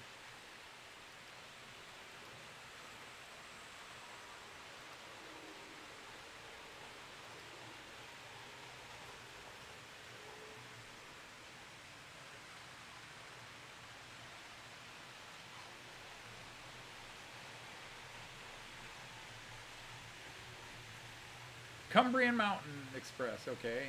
Cheese sandwich and a dummy to chew on. In your case. Yeah, that's how Joyce and I tend to be. We just pack little sandwiches and off we go. Coming up, there comes a 218 and a BR50. Steam and diesel.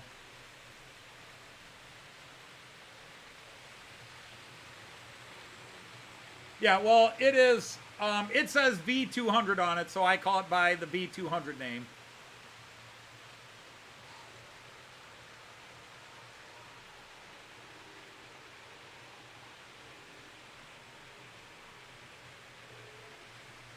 Christmas here was okay. It was great to have the family. It was a little quieter, a little subdued. For a lot of personal reasons, I'm usually very much Christmas oriented. I love Christmas, but between the weather just not, if it had snowed, it might have helped, but we never had snow. And I get very angry and frustrated that in the last 10 years, the frequency of white Christmases has decreased dramatically. Really in the last 25 to 30 years. When I was a kid, it was like every other year, you'd have a white Christmas one year and then kind of warm for Christmas the next year. But it was about 50% white Christmases. We'd usually get a snowstorm or two before Christmas. And then it was just whether it was still on the ground or not for Christmas. Now we've had one white Christmas in the last 10 years and 2 in the last 25. We're not getting the snow anymore. It's always warmer and wet. Last year we didn't even get rain. We had a drought through the winter. We didn't get snow or rain.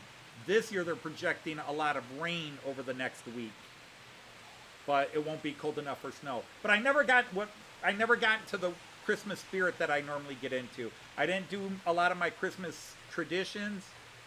There's a lot of reasons for it. Some I won't talk about on here.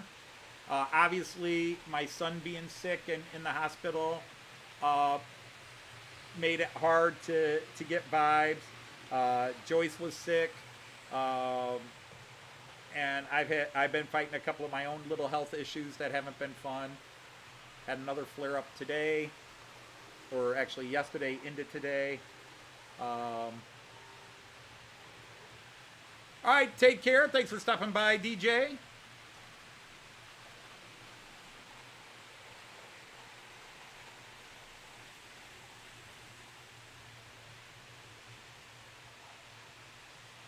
Yeah, I agree with Mons there, Pete.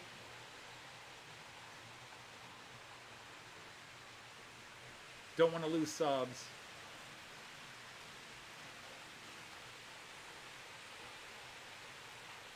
The problem is I now pay more attention. I still don't look at the main analytics, but I've been paying more attention to the numbers a bit, my YouTube numbers. Only just because I had a massive growth spurt here. The year 2024 has seen one of my...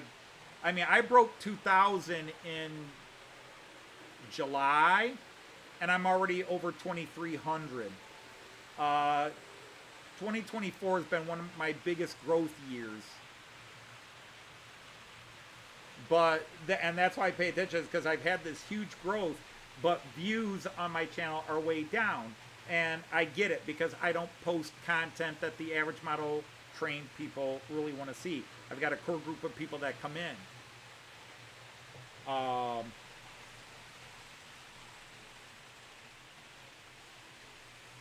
I don't put up the content that's going to appease the masses of model trained people. They're not going to come.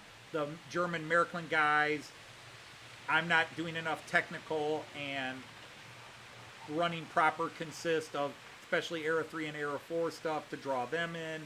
A lot of the techie guys in any country, because I'm not doing block detection and JMRI and all that stuff. I'm just running trains, and my layout never goes anywhere. Hello, Sir Dirk of Chesty Trains. Great to have you here. But, you know, the people that are fans of the channel and have stayed around all this time, that's, you know, number one, I please me. I do what I want to see from me, and I have fun with it. So I just can't comprehend that I keep getting so many new subscribers, but the views don't increase. You figure if you get more subscribers, you get more views as well. And that's not what's happening.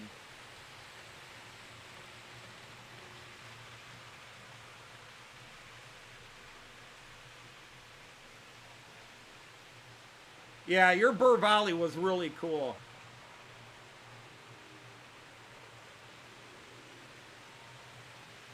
Yeah, I've got my all-time biggest video now is a short I put up of a Piko 111 I bought earlier this year. And I did a I did one of my first impressions videos of it, which got a couple of hundred views, but the short has over 16,000 views, which is now by far my biggest going thing ever viewed. It's the most views on anything. I have multiple videos that are around 9,000. I keep hoping something will get to 10,000. But back from when I would talk about the Märklin system, both the Märklin Outsider and the Model Train Outsider have a video where I talk about the Märklin system and the Märklin C-Track, and those have over 9,000 views each. And those are actual videos. But yeah, this thing, I had a while there where it was getting 1,000, well, about 600 to 700 views a day. I got no trains for Christmas.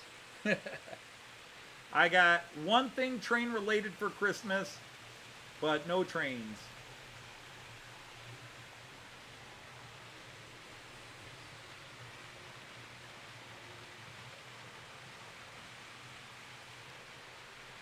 I never turned on the lamp over there.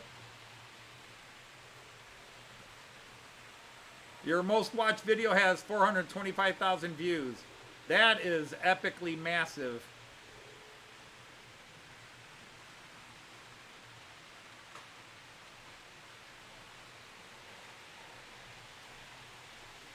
I can't.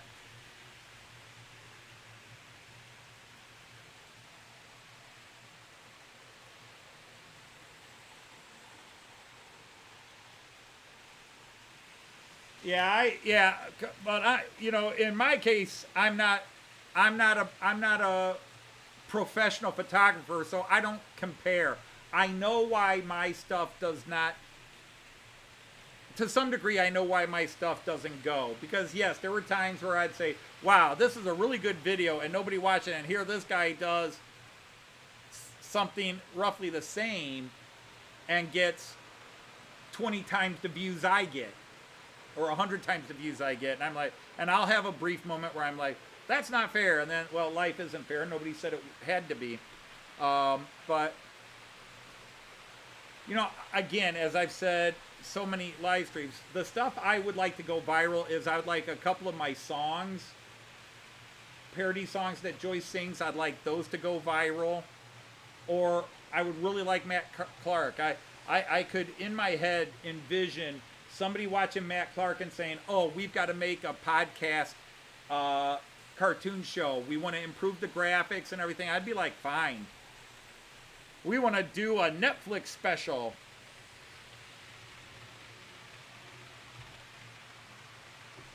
Because, you know, I am not an IT guy that knows how to do graphic editing, graphic design, cartooning, and all that. Maybe now that I'm retired, maybe I should start taking courses in it.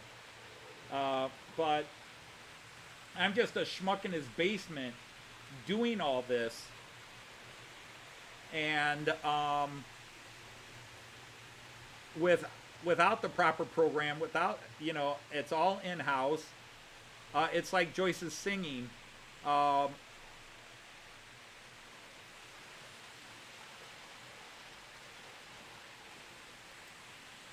With Joyce's singing, this is not a studio. This is not a professional. I mean, this is a expensive mic, but it's not a professional recording mic. It says it's really good recording, and it has all sorts of different settings if you wanted to use it for vocal recording. But again, it's a $100 microphone, not a $500 or $1,000 microphone or what have you. Oh, I'm sorry about that, John.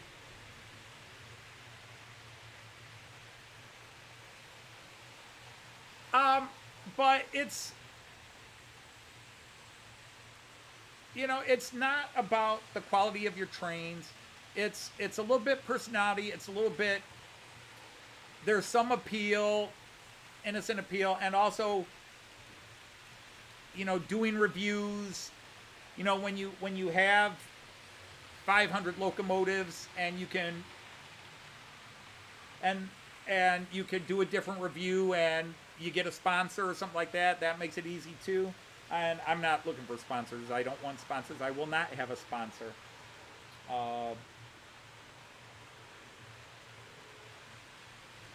But in the end, the one biggest thing is what nobody ever wants to accept in the universe, which is that success and failure are random. It is random. There's no plan. There's no this, and this is happening for a reason. Everything happens random. And on YouTube, sometimes it's just dumb luck. Okay? I can stick in the model train world. There's channels that have 15, 25,000 subs who do beautiful work. And then there are channels that have 600 subs that are just as good. And I will even promote those channels on my channels. Like, this guy is just as good as Everard Junction, or this guy, he does the same type of videos as Lewis at Moldy Raspberry. Just as beautiful a layout, just as beautiful a trains, and blah, blah, blah. And yet, this person's got 600 subs, and Lewis has 18,000 or whatever he's up to, 25,000, I forget. And there's just, I'm not criticizing, you know, it's how it happens. It's just, it's the domino theory of dumb luck. Sometimes you just happen to be in the right place at the right time, like winning the lottery. How many lottery tickets do you buy and you win nothing? And then the one time you played those numbers and that's the numbers that came up. There was no plan to it. It just random dumb luck.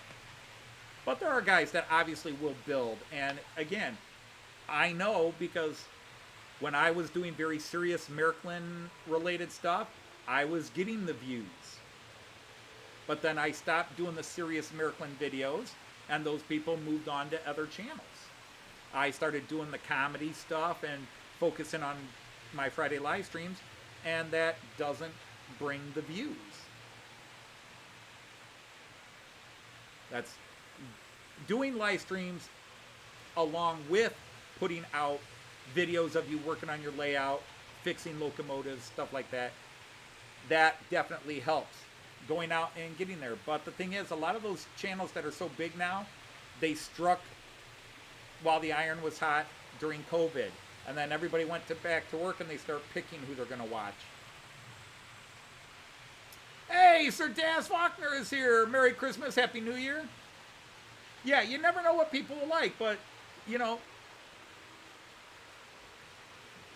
there was a time when Will from IC82 was the biggest UK channel. He was bigger than Sam.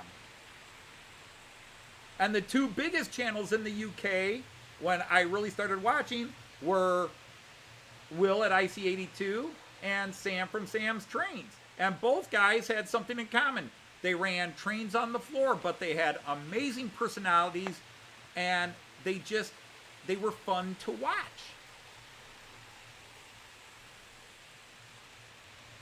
Now those, Will had real life events that happened and took him away from trains. A couple of tragedies, in my opinion. Sam, of course, grew and grew and grew and went on. Everard Junction was up there. Now, of course, Everard just has had a change of jobs and a change of house. Had to take down his great Mach 2 layout and is now building a new one. And I don't know if or when we'll see another video where he tells the world, hey, here's what happened.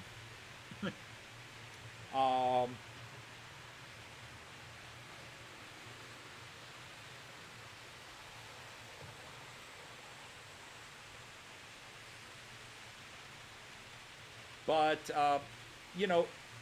if you come into this hobby or come into YouTube with the intent of growing your channel, yes, there are certain things you need to do to fulfill certain aspects of the algorithm. But I have done almost everything the opposite. There was a while I was trying to follow the algorithm, but now I am 1,000 times happier with my channel now than I was 4 years ago when I started. Well, 2017, 2018, when I started Model Train Outsider. I was happy then, but I'm happier now. Why? Because I've met you guys, and I've gone to the UK, and I've actually developed great friendships. The joy of hanging out with Jim of Hover Motion or Al at the Shed, Dragon Junction, and then meeting everybody at Getz,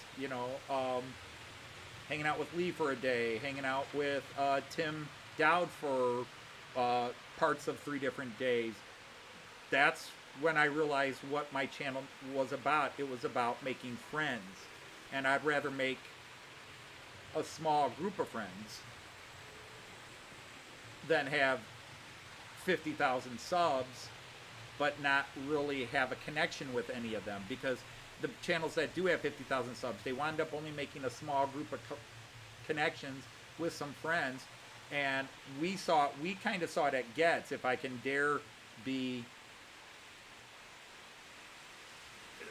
you saw the clicks, that there are certain people, I only talk to people that have as many subs as I do. We definitely saw some clicks. Certain people that will not associate with the schmoes. They might even be nice to you. If you come up and say, oh, I love your channel, thank you very much. But they're not going to sit down and talk to you. And me getting able to hang out with so many people, Mark and Andy and Christopher and Brian, not nearly long enough for as long as Brian and I have talked offline. But yeah, you kind of see the clicks. And I'm just not a cliquish person. I'm an outsider. But that's why I talk about that so much, is because ever since I decided I didn't care about the numbers, the number of subs I get keeps going up, but my views don't change. I get as many views now as I did when I first started the channel. And the only time my views really cranked into orbit were when I was doing the Märklin Outsider shows. And then I got, all those shows went to, 2,000, 3,000, 4,000 views. A couple of them 9,000. And back then I only had 400 or 500 subs. Hey, Artie, how are you? You're hot and melting. Mark, that steam locomotive is a Class 50, a BR50, Baureihe 50.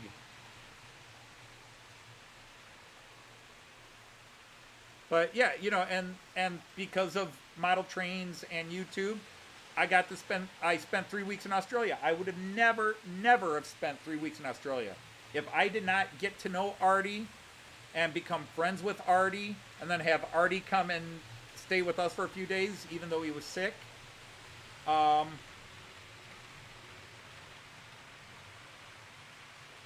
would have never had the experiences of going to Australia and seeing what we saw, because I would have never gone to Australia. I would have said, no, I'm not taking a 14-hour plane ride. No, not happening. And it would have been my loss. I wouldn't have known I missed it, but now I'm glad I went. And the ability, although it was the last time I could do something that crazy, but to go to Getz. And just, the reason I went to Getz was not to attend a train show. It was, I was going to the place where all these people I wanted to meet were in one place. Where on our trip to the UK, I might be able to meet this person here, that person there, maybe a couple of people at York. We got to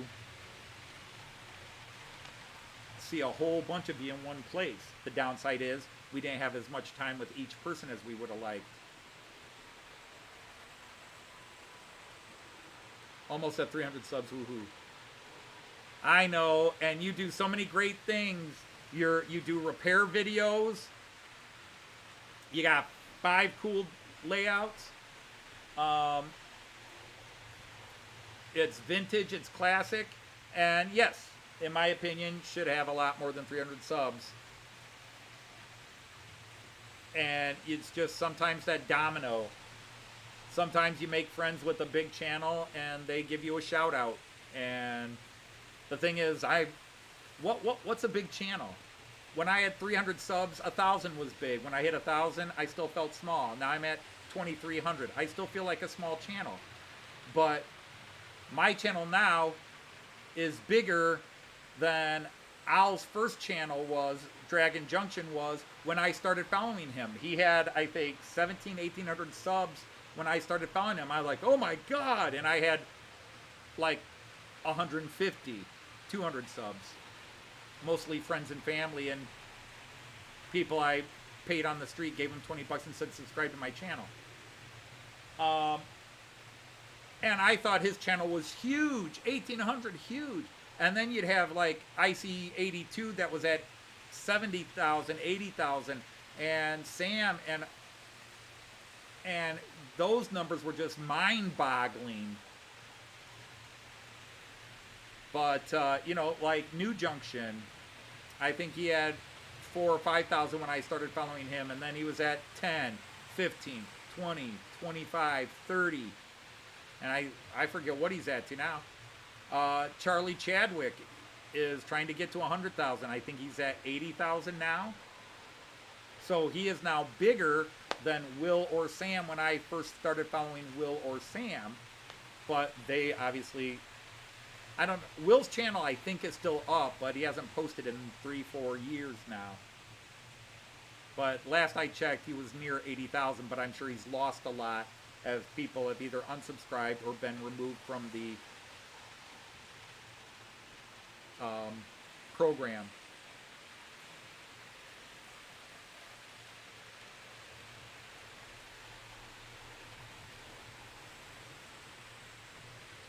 Yeah, and again, you can't get into a competition You know, I had somebody say to me, you still call yourself the outsider, but you got 2,000 subs. I got 2,000 subs, but to me, it's the 40 people who come to my live stream. And out of that 40 people, how many people did I meet at Getz? If you count all the people I've met at the UK and the people I've met in America, like Rick from Rick's Trains, where I consider myself friends with them, it's less than 50 people. All the other stuff,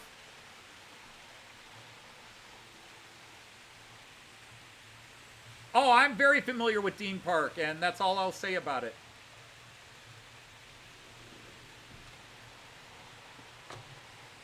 I was once subscribed to Dean Park, long time ago in a galaxy far, far away. Be nice. What? I'm trying to be nice.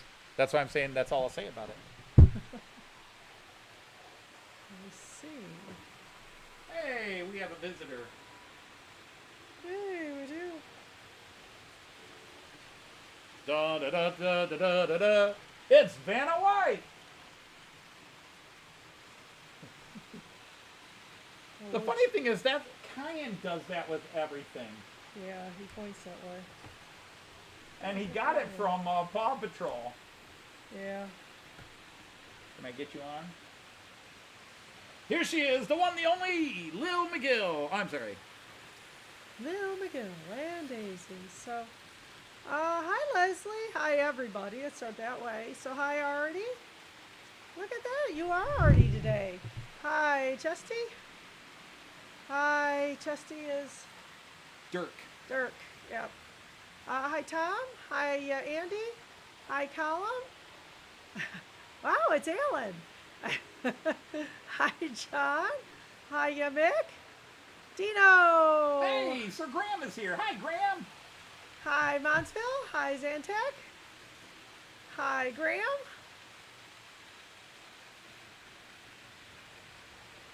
Did So, Santa bring me hi, what it's I wanted? everybody. Hey, Santa, did you bring me what I wanted? I brought you what you needed. You needed a new. I needed a new camera and Camera. tripod, so I got a new camera and tripod. I don't know if I got you. Well, hi there, Pete. And then there's That's in the Everard background? Junction. Oh, yeah, He's got I a love lot, Everard too. Junction. I've actually talked to Everard Junction, but not... We've chatted through his comment sections because his other hobby is hot rods, cars. Oh, And so we had a connection over that. So we used to talk about that even on his car channel when he was rebuilding his Ford. So we had a connection. It's not like we ever called or emailed each other. And I never did hear if he liked the song we did, Everard Junction. Again, which was not about him. It just, his name fit the rhythm. right. It was just a fluke. Graham asked what camera you got. You know, he's a camera guy. I probably should have talked to him, huh? You wouldn't have had the mention budget for what he would have I'm took. sure I was. It's a Panasonic. Hi, Andy. Panasonic HVC 981. I don't have the box to it down here. I just have the camera. Hey, Chris. It's an XF 981, VF 981. Well, yeah, it's about it. Anthony buys his own trains most of the time, so. It Anyway. replaces my Lumix G7, which is Panasonic as well. But this guy has been acting up too much the last year and a half, and I've been Right. so frustrated with it. All right, night, Karen. All right, good night. Good night, Kieran. Thank you for that. New SLR camera. A new SLR with a big zoom. I just can't talk myself into buying an SLR. It's an SLR. Very fancy camera. Okay. They're I mean, you can get them for some for relatively inexpensive, but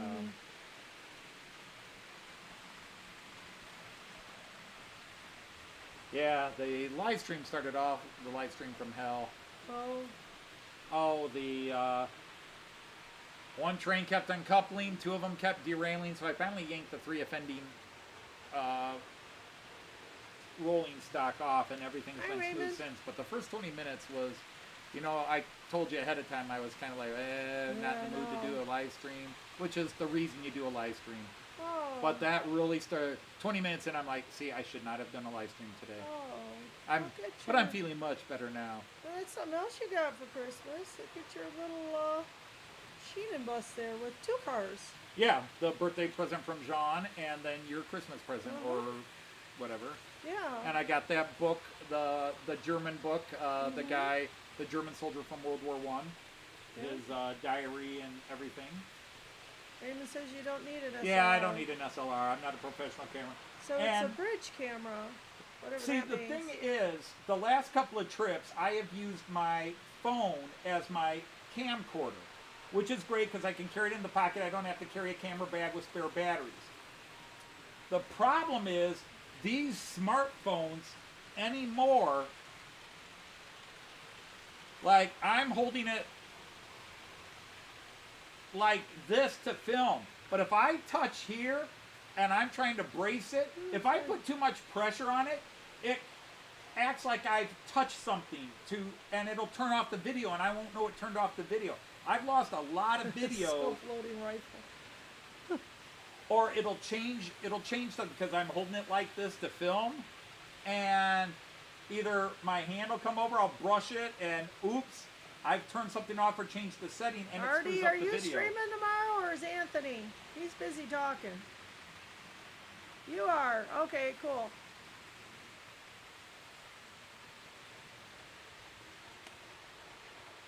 Yeah, there's so many variations, but yeah, I mean, Joyce will not discuss what she paid, and she's not going to tell me what she paid. No, so but I paid enough. There was for a sure. budget. Yeah, she paid enough. There's a budget. All right, take care, Mansville. All right, Monsville, take care. Hopefully it's not too Everything's bad. okay with that, yeah. Yeah, Zantek, you gotta subscribe to. you I sober need up. to start putting a link. But my show, it's not my show. It's Artie's show. I've just been filling in. And so it went back to Artie's channel last week, and it's going to be on Artie's channel here.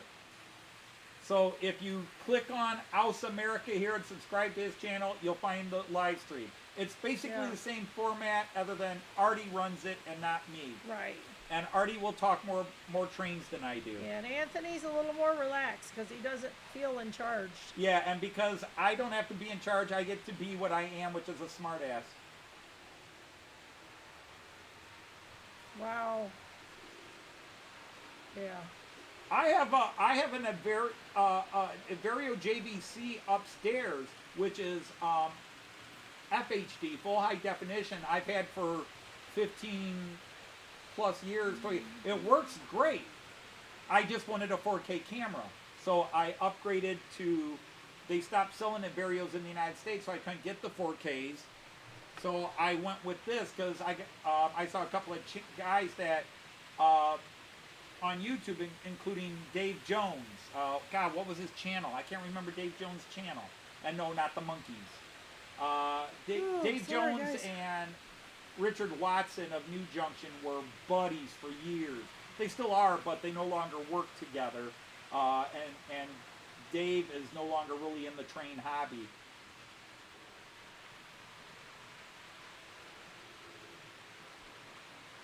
Try to decide what you asked, Andy. I don't know. Is this his face, his teeth? What's Yeah, it? his teeth. Oh, his he got smile. his teeth done?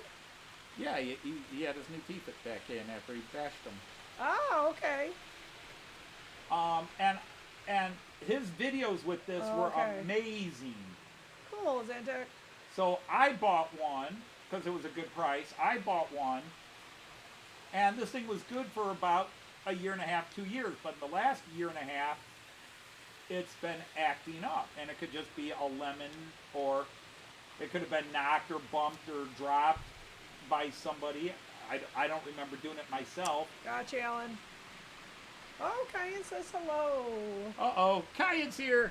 All right, it's that time of day, Yes, everybody, where you got to plug plug your your ears. ears. Plug your ears, everybody. Are you ready? Yep. Kyan! Opa loves you! Hey, Kyan! Hey, little guy. Hey, little guy! Did you get more Christmas gifts? Did you finally open all your Christmas gifts?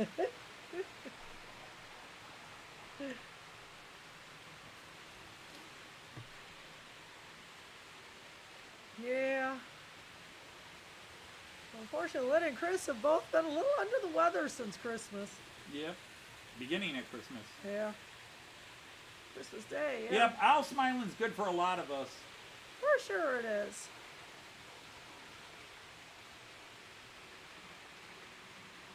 There's a lot of pressure to keep smiling for everybody else.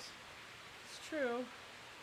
You know, that one Okay, video, from here the to one here, video he cool. put We up, watched your video today, so. the one he put up, like number 21 of his Advent packages. Right. His Advent countdown. And he says, "I'm not feeling the love today." Aw.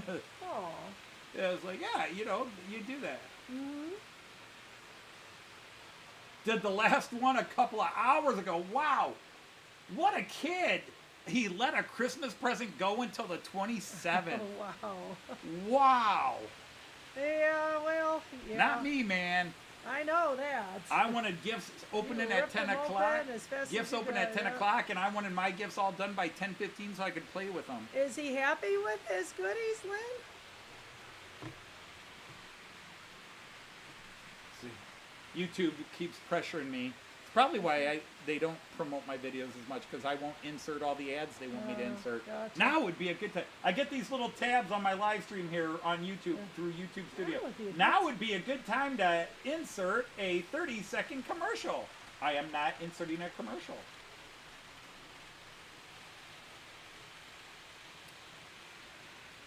Yeah, we're taking down the tree tomorrow. Yeah. Christmas is Christmas over. is- We're done. Christmas The is over. tree comes down tomorrow. Now I get the little bit more room in the living room again. Andy has kind of come down from the ceiling yet. Want somebody to play with them constantly. Oh, of course he yeah. does.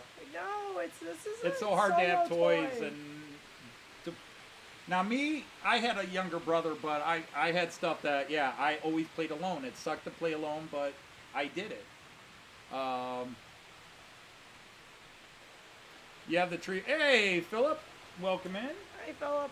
Oh, a lot of people do. We take ours down. We got into the habit years ago of taking them down because they would die. Right. When we were doing live trees, we had one that was so bad one year we couldn't even turn the lights on Christmas Day. We were so afraid it would go up in flames. With those old C7s, So yeah. this is kind of at the time where it's like, But yeah, we're now done. we've got a big fake tree, and the living room gets much smaller with the tree, and we don't have any other room to put it in. Yep, so anyway, the rest of you keep your trees and be happy with them. We're just done. Yeah. Especially this year. Christmas Get is it back overdone. to some normalcy. But Joyce also likes to have the house return to normal a week before she goes back to work. Yeah, A just few days at enjoy least, it a little but- bit, I guess.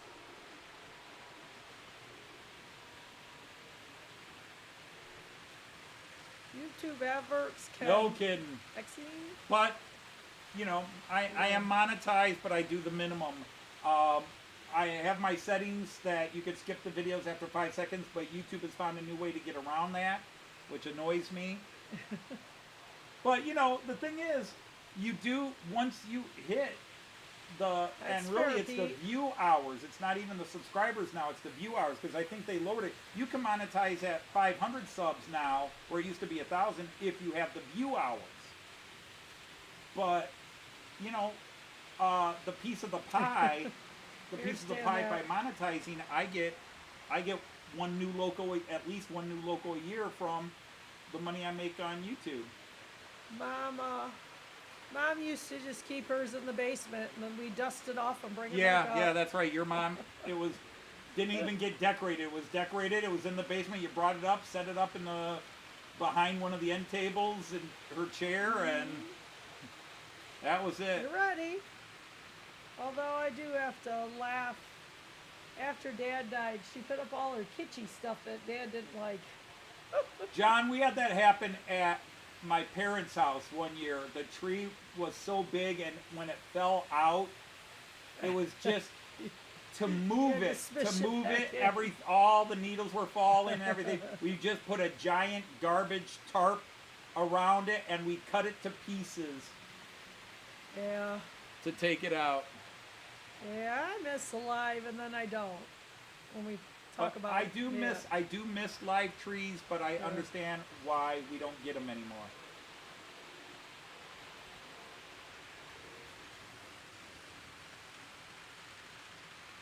Well, then the search for the perfect tree. But that was, you hated that. I didn't like that. No, I and the kids loved it. you did. I could not find enough clothes to keep me warm enough. It could have been 40 degrees out. Well, I'm still freezing. maybe Abbott Costello and his fellow monks could have knitted you a couple of. There you go. Oh, See, speaking of which, no worries. oh, we swear in here. I swear. Yeah. I do work blue. I drop occasional naughty words. Yeah, no doubt. Yeah, I think our cats would go nuts with a real tree too. Start climbing up it. Just give me one more reason to shoot them. Oh, that'll give me a dislike. He said shoot cats, that terrible bastard. No, that was just one of many of the jokes as I was writing that. I'd like to thank you for the warm but kind of baggy sweater your fellow brothers knitted for me. And Pastor Obadiah's pride. So you're the ones who gave her that, jerk. It was a rather baggy sweater, jerk. Send the cats over. My Odin loves chasing Oh, them. don't talk about that, John Benicki. I'm jealous. That was something that was on my have to have in a house, was a vaulted ceiling so I could get a 12, 15-foot right. tree in. No, we bought a small house with low ceilings. Yep. This didn't seem to be in the cards. I showed a couple of houses that had taller ceilings where we could have gotten 10-foot trees. You nixed them all.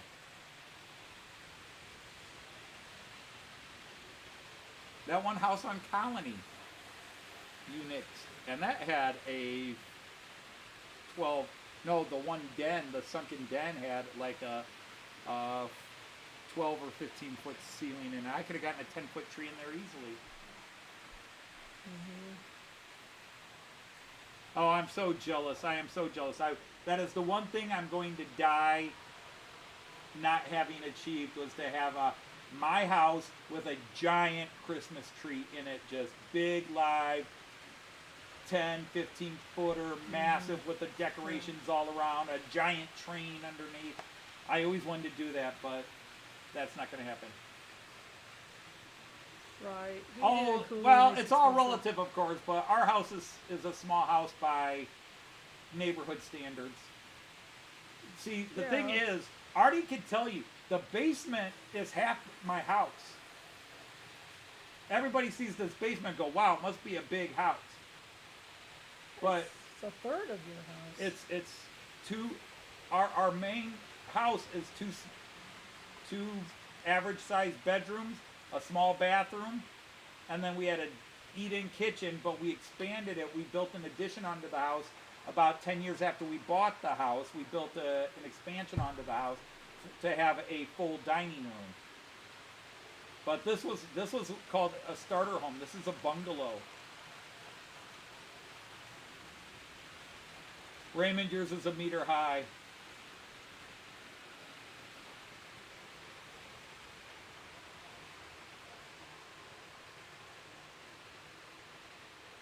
Your house has a vaulted ceiling, horrible when changing light. Well, there's that. And of course, heat rises, so that would make it harder to...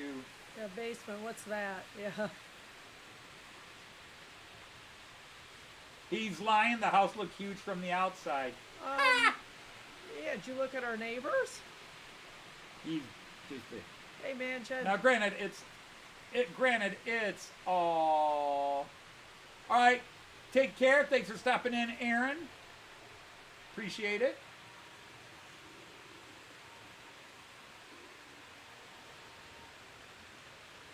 Yes, it is bigger than yours, but your house is, you're in that Australia where they build a lot of small houses and pack everybody in. But even by German standards, our house would be small to average. But again, it's a individual house, not a townhouse, or you know, where in the UK, definitely the UK and to a small degree parts of Canada, where it's semi-detached houses and they are smaller. The UK definitely. UK has two sides of the house. You have the house everybody else sits in, and then the palatial palaces everybody else lives in. Our house was built in the 50s, Artie. When was yours? It was like 54, 56. Remember? Yeah, yours is older, but it's a commission house. So our house was built in 55. 55? Oh, okay. What's the difference? So what? You say 54, 56? 55. What's the difference there? Yeah. Our house was built in 55 as part of the expansion when Toledo expanded in the post-war era. And this area used to be farmland. There's one house just down our street here. It's a big house. And it was known as a carriage house. And the old carriage barn is now rental apartments. And then you have the main house. So when you buy the house, you also take over management of the rentals. But the house is huge. It's one of the biggest it's the biggest in the neighborhood, but it's the original house. There was a time where that house was there and nothing else was in the area. There's another house, there's a couple of houses that were, again, old farmhouses that are in the but now it's entire residential neighborhoods around up them. by the neighborhoods, yeah. Ah, okay. Oh, cool. you had yours built. That's cool. Oh, old roadhouse with lead pipes. Wow. All right, did anybody see Raymond's question? Yes, it was possible to swap out the decoder on a Roco Yes. Roco with a Märklin MFX. Technically, it is. Decoders are decoders. It's like taking out a Roco and putting in an ESU. So yeah, they're just decoders. It's about whether it will fit. And of course, getting the wiring correct. But a Märklin decoder is not AC or DC. It does its pickup. You have to rewire the motor. But yeah, Märklin decoders are Märklin decoders for Trix DC as well as Märklin AC, 2-rail, 3-rail.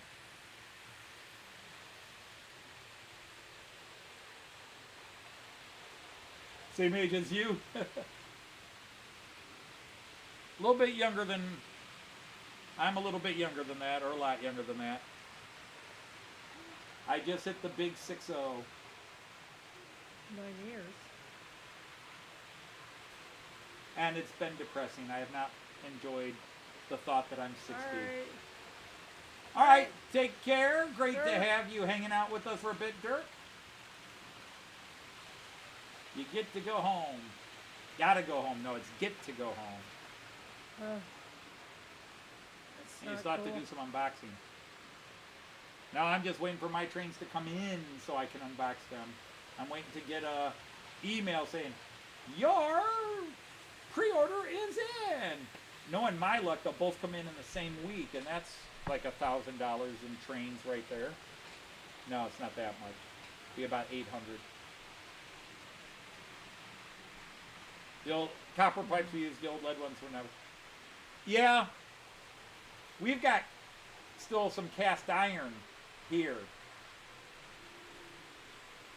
This Roco AC has a Zemo decoder that doesn't respond to the programming mode in the 6021 control. Huh, that's interesting. Wait, who's to your left?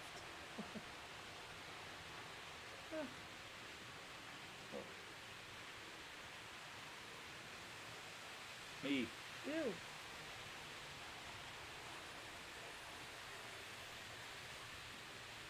Did you say you were in the mood for pizza tonight? So we haven't had it in a while. I asked if you were in the mood for it. Oh, you asked me if I was. I thought you were stating you were in the mood for pizza. No, I just Yeah, I figured mean, I could do a Marco's thin crust or something off the board and get Vito's or somebody like that, just to do something different. Could do Jets if that sounds good to you, I suppose.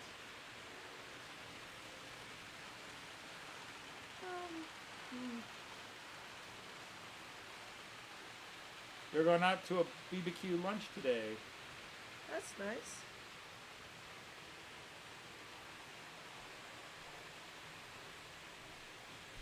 I think have you guys officially cleaned out the leftovers?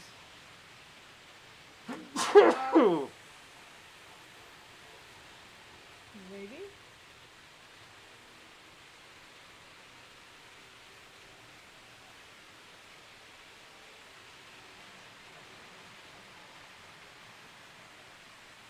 It's running a few of my Orient Express. It started with 2 more Okay. cars, but I had to remove 2. Oh, okay. Dag nabbit.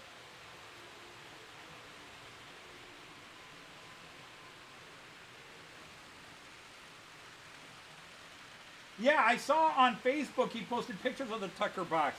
That is so weird now to see somebody from Australia and they're at sites and going, we were there. Yeah, we know where that is. I love that. Obviously, I follow a lot of German pages, both model trains, but also just German culture, German tourism and stuff. Different cities' official pages like Goslar and so forth. So it is very cool. It is very cool to when people are there and I'll type in, oh, I've been there many times, you know. Right.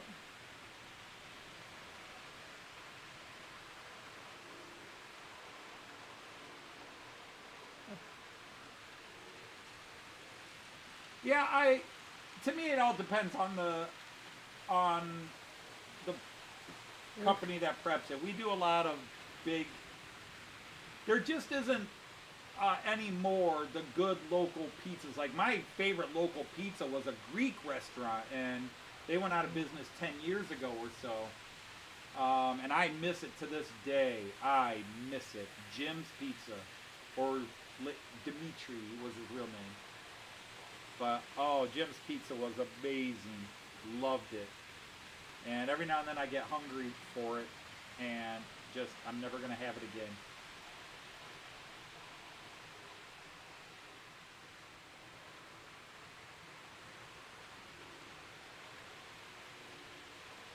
Yeah, where did I do that joke? I did an original sin joke. Talked about pizza, pineapple on pizza as a sin, and I agree with you, somebody John. did not like that.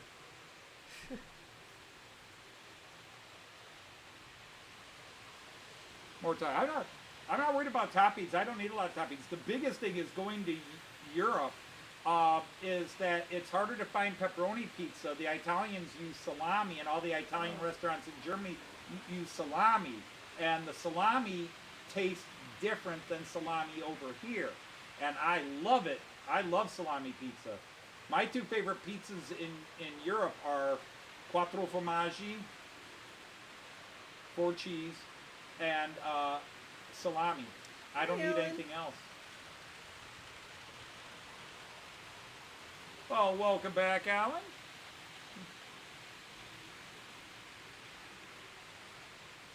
I like the pizza place you took us to, Artie.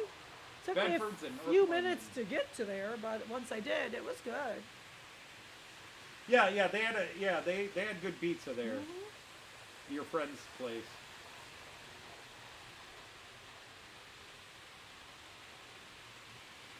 Yeah, That's not a we small had a couple pizza. of good local takeaways. Alexander's Pizza was really good. They were local. Marco's is local, but they're a big chain in this area. Yeah, But out of they've Detroit. expanded so much that I think quality isn't as good as it was 10 years ago. All right, Artie. Well, They've been around 30, 40 years. This other one's nicer. Well, I liked your friend's place. Yeah, you a problem later. What? You a problem later. Well, yeah, since. Mm-hmm. Yeah. But, yeah, obviously things have happened, but I thought it was good. You have a few Märklin analog locomotives that I do not want to upgrade to digital. The sound of running from the electric motors to the reverse unit just sounds really enjoyable. Yeah. And again, I would never tell somebody go digital or don't go Right. digital. I would Yeah, say do what you want. I prefer digital. Okay, Artie. And some of the happiest moments I've had in the model train world has been taking these analog ones from Herb and getting them running on my layout, making them digital, and taking these old troopers and giving them a new life. You know, this V200, I was never going to just, I don't know when or how I would have talked myself into buying a V200, a new one. But to get it as part of a whole collection I bought, and now have it working, I'm thrilled. Yeah, go, I think. I'm thrilled to have it going. And I do plan on eventually changing the motor out and getting a better decoder in there because I want that V200 to have sound. I want this to have sound. And then I've got a 216 I'm going to change the motor in and give it sound. Sounds like Chicago pizza. Ugh, That's 2 inches. Hawaiian pizza. Pizza is The meat and pizza cheese. in Chicago Yeah, Italians is don't put pineapple on it, therefore you 2 don't put I do. inches thick, and the sauce goes on the top of it. It's like it's a pie. And then Chicago, like in Chicago, the deep dish pizzas. And there are people that are loyalists to each of the 3 big guys as well as all the smaller ones. And we've been to the big guys. They take an hour to cook. They're so They take big. at least an hour to cook it. And you can actually order them frozen and then Yeah. cook them when you get them But home. you're at the restaurant while you're standing there waiting for a table. They take your order because it takes that long to cook it. They want a head start on it. Yeah. And there's Pizza Uno's, Donato's, and I forget the third one. And then, and over our years of going to Chicago with the German exchange students, we've eaten at the 3 big ones, the 3 most famous ones in Chicago, as well as a couple of small little club ones. And they're all good. They're different. I don't have a favorite. They're all good.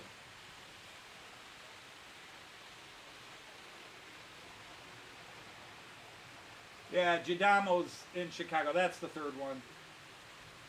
How does third rail work in switch outs?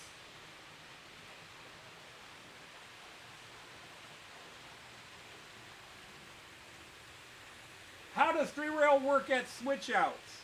Well, that's the nice thing about 3 Hey, rail. Pete, glad to see ya. All right, You take Pete, care. take care. Thanks for hanging out with us. Happy New Year. Friendly waves and hugs to Sue. Yep. Okay. Maybe the easiest way is if you go way back in time on my channel, Mark. I have a couple of videos that explain the C-track, the Märklin C-track. But see, that's the thing. You don't have to worry about switches on 3-rail. Because the 2 outers are your neutrals and your hot is that middle rail. So like doing a reversing loop, you don't have to worry about reversing or isolating. The only isolation you do in 3-rail is when you're creating sectors for, Labriola. control. When the moon hits your eye like a big pizza pie, that's amore. Yeah, that makes sense. You had to take care of it anyway. You might as well make it digital. Okay, so yeah, that's broken. It's missing the little clip there. But anyhow, so this is manual, and you just clip it. But you don't have to worry about it, because the center rail is your pickup. So when you're doing a reversing loop, there's no changing over coming back, because everything is always down the middle. So switch outs are super easy. And for the Märklin C-Track, it's really easy because you put a motor here. It's a thin motor. I don't have my motorized one here right now. I don't know where it is. Because I have a blank one and then I have a motorized one. Gotcha. So that I can show them. Right. But anyhow, you put the decoder fits in here. The motor fits in here. The decoder connects to the motor. It's all flat. It's all digital. Or if you want to just wire the motor, then you have a drop wire you would drop by, and then it runs to a boost, not a booster. You either have a manual button that you would press, like any layout, if you do it that way, or you run it to a group decoder, one of these decoder hubs, where you plug a bunch of them in. But each one of my turnouts that is powered, they're all powered and they're all digital. So I don't have to drill any holes, no drop wires, everything connects, like if you can see here. So your hot and your neutral connect here, hot, neutral, and then it all just runs through there, and then you have an additional hot that connects on the other side of the switch out to power it through to the main track. But 3-rail is actually easier than 2-rail. The problem is it's not as realistic. You have all these nubs in the way. You have the 3rd rail running down, although Märklin does a good job on the C-Track of hiding them. You stunned the group. What? You stunned the group. Nobody's talking. Oh, wow, yeah, 0 chat rate. Come on, Artie, answer the question. Some chat going.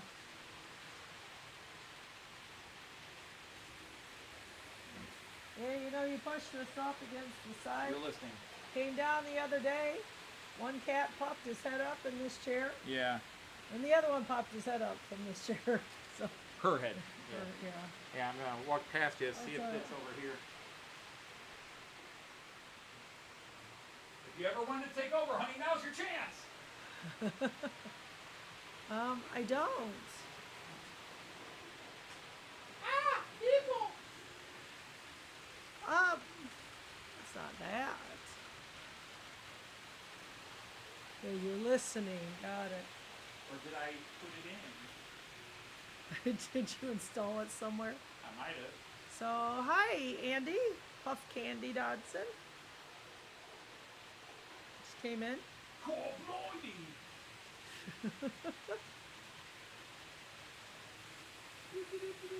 Oh, okay. Oh, it's a secret. That's why you're being quiet. Well, mine Anthony, he's just hunting lost pieces. I got Eisenbach one cats. motor. I thought I had, where are the decoders? I don't have the decoders. I don't know, babe. I just watch his video, you know? He's got it all out nice and neat and explains it well and so on. Wait, that's just the point, you know, pushing the chairs in so the cats don't jump on it. And so what do the cats do? They jump on it. They find ways into it, yeah. Yeah. I didn't push them in far enough. Well, I think you did. They just, Well, here, I'm going to go you know, full they can screen come in here. from the side. Go ahead. I don't have the decoder, but... There you go. Alright. So here is the turnout motor, your switch motor. And you do not need this big cord that comes with it if you're going digital.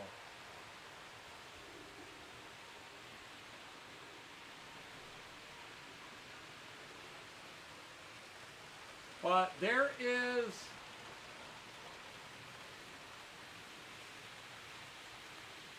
this is going to be so hard to see. But if you can look into here, you'll see a little nub popping up. I don't know if you can see it right there, right in that corner. Yeah. And that is, so if if I'm doing this manually, that's your slide bar. So this motor has this. This is all designed to fit together. Yep, snap and go is right.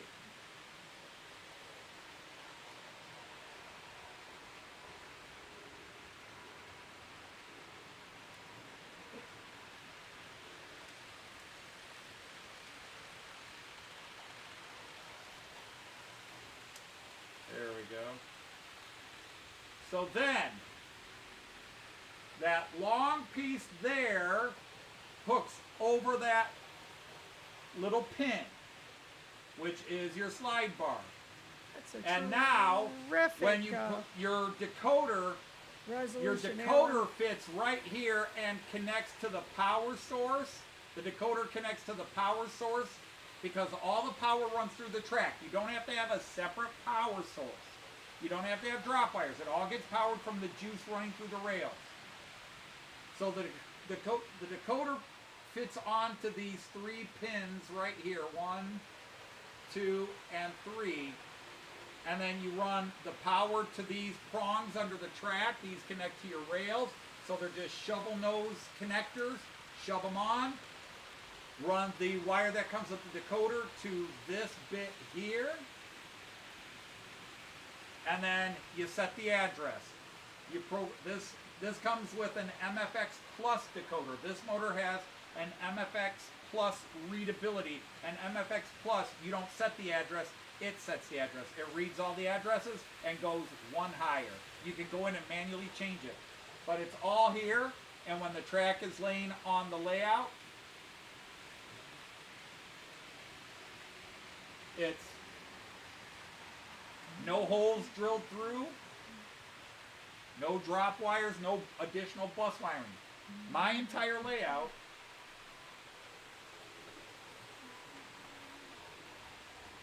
let's see, where would we go? This entire layout has one set of 2 wires. One set of 2 wires connected right here. I have 2 wires connected right here. Now you can't see me. I have 2 wires connected. I don't know if you can see where I'm pointing. Yeah, you can see where I'm pointing right there. Yeah, you can see where you're pointing. And then I do have additional wires. I have 1 set in here for the parking area. I have a set of wires for the parking area to give a little extra juice in the parking area. And then my high-speed parking area, which you can't see over there, I have another set of power there. But this whole thing is powered by 2 wires. I do not have to have drops every foot and connections every foot because the way this track system is designed, it is Yep, all that runs his layout.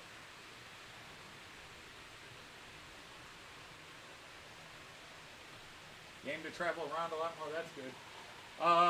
My New Year's resolution for 2025 is to survive and or leave the country, but that's a different story.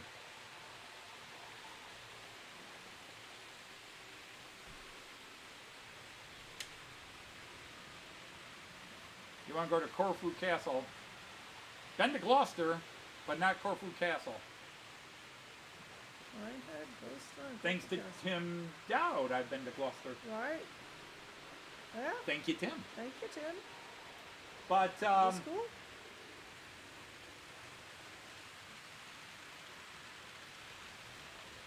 The pivoting switch rails not powered to prevent the contact shorting. Mark, you don't deal with that at all. Yeah. Yeah, it's completely The only different system, only Mark. thing that's a little different with the C-Track 3 rail is, let's go back to the big cam. If you look here, the spikes in the middle, those are raised. The spikes get progressively taller as you're coming to the switch so that the shoe can get over the frog, I guess you would call that, right? You still call that the frog? He knows what the shoes look like, right?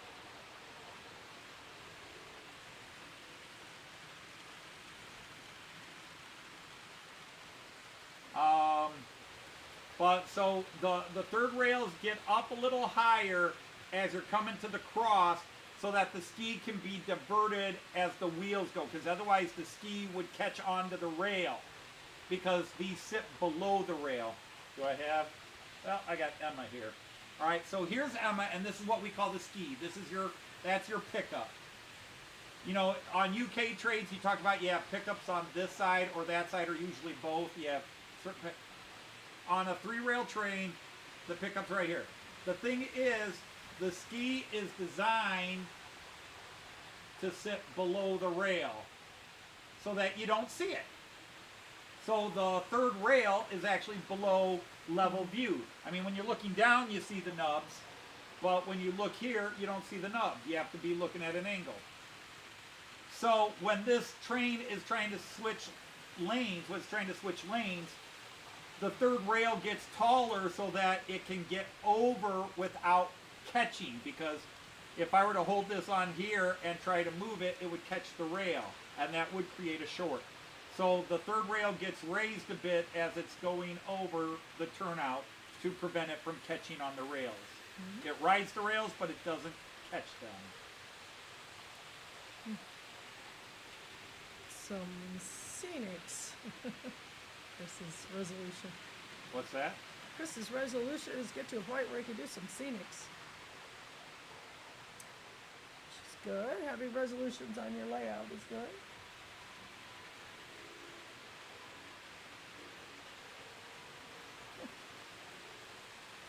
I've been to the point where I could do scenics for 5 years and haven't done scenics yet.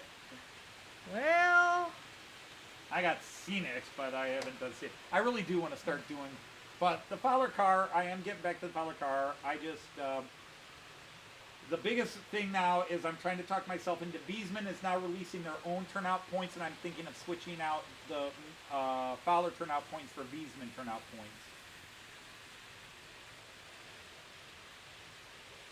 Ah, he sees now. Good.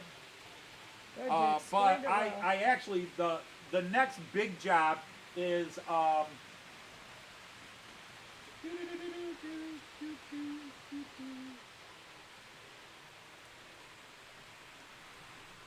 I'm gonna make y'all sick. Oh, maybe I don't think I have enough slack in this rope to go with it. Ah, pity me.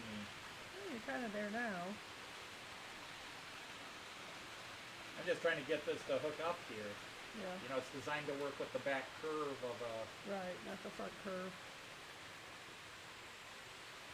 Stay! Stay! Stay! Stay, you bastard. It's mostly there. Okay, so anyhow, here you can see the oncoming ramp. It fell. What? It fell? Yeah. That's alright, you can still explain it. It's just sideways. Or not very, just a little. Here on the Batman TV show.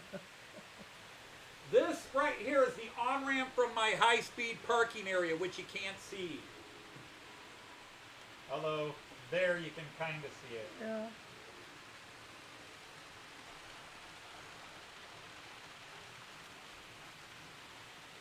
I'm trying to do this where you get a close-up.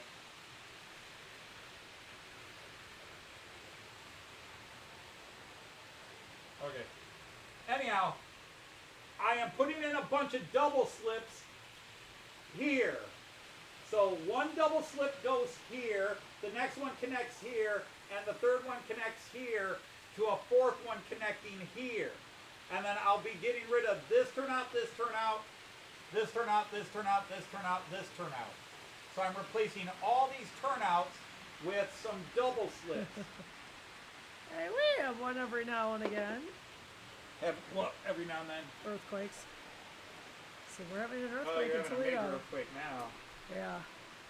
Yeah, So now shaky he's gonna hands put it McGee back. here. Huh? I said Ah. shaky hands McGee here. Yeah.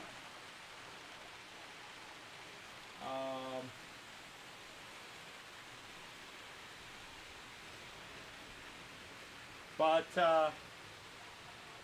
oops, I did bump that. Leave him alone, Artie. Oh, what is Artie trying to razz me for You that? haven't done it yet? Nope.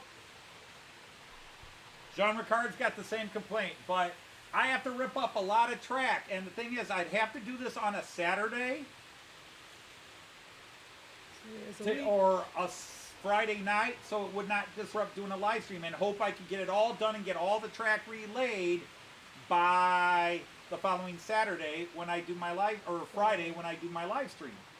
So that's the issue. It's getting it done on the live stream. Well, for you, it's a Saturday. Yeah, for me it's a Saturday. For you, yeah. But for me, but it's got to be, I've got to be in the right mental space to do it, because there's going to be hiccups, there's going to be problems, and if I'm not in the mental state to deal with the problems, I can go into a very dark and angry place. So I have to be in the right frame of mind to work on that. That's why I haven't done Follow Car.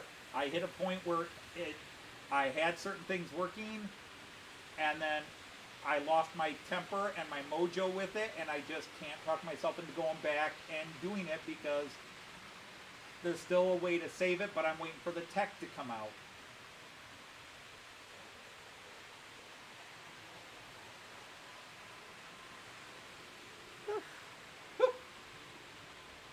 So whose pizza do you want? I don't know.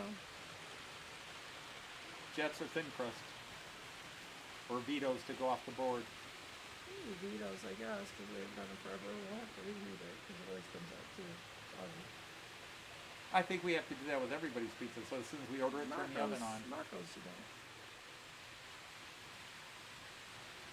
No, you don't with Marco's. With the thin crust. I don't the think regular I crust don't you think have to heat regular it. either. I think it's Oh, to be honest, I'd be happy with the regular crust from Marco's, but you gotta decide what you want to do. I think I can order it online. Vito's. What? Vito's online. Okay. Well, this computer still has all your stuff. You could do it right here. I don't know if you had it saved. Was. Oh, you got your Schienenbus this week. That's cool.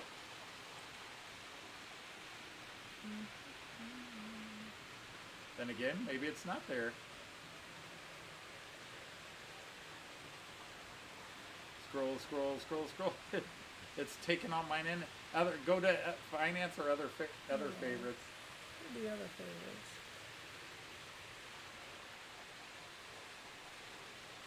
What'd you say? Doesn't know where to put other favorites. It opens it up. Just scroll down more. You can't. Oh, never mind. I thought I could. Sorry. It didn't seem to be moving. I really had one. I thought I had pizza. It was a little messed up. Well, I don't know what to tell you then. I know. Matt, did we just... Yes, Diesel Dan, we just blew up their train of thoughts. It just... It's in their multiple things. It transferred crap over. Let's just look it up. Just look it up. It's going to be faster if I can type. There you go. Don't mind us, folks. We're ignoring you while we sort out our dinner. It was the wrong plastic in the gears and it cracked. Yikes.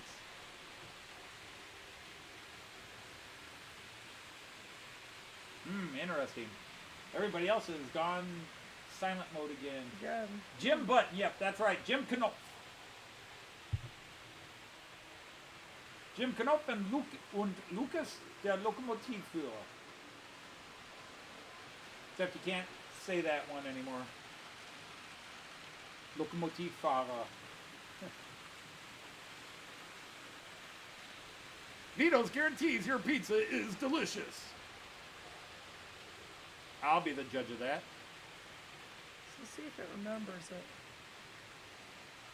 Probably that one. Did you use mine? No. Why would you use mine? Because I went to the wrong one. Indeed. There are so many choices. Your choice is Joyce Dodge at TPS Well, or I'll try Bex.net. It doesn't have my password. you probably never hit save your password. So now you can do all your guessing since somebody I know has like 5,000 different passwords. She has a little code book. I do. Okay.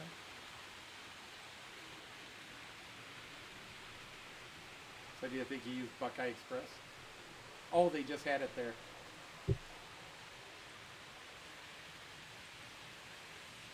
Okay. It's something like that. Maybe I'll just go upstairs with my book. All right. Because it's 5:55, so it's time to wind down. So So I can just wait, I guess.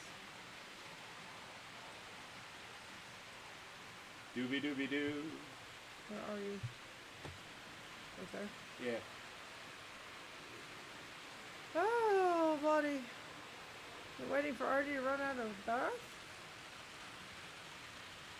Waiting for Artie to run out of breath. Ah. Is Artie talking? No, you never want to get between a good discussion between Artie and me because neither one of us shuts up.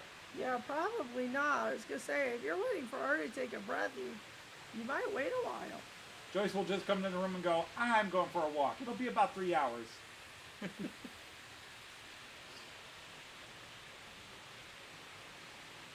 Joyce comes back in. You guys are still arguing?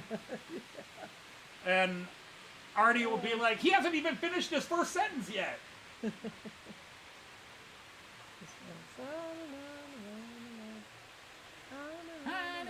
You're starting to do ant rap. No, I'm doing somebody else. I'm not me, I'm somebody else. Who were you doing? I don't, all I was hearing is, No. Hang on, I'm thinking. I personally think he killed his career doing that song, but of course he had some big hits after that.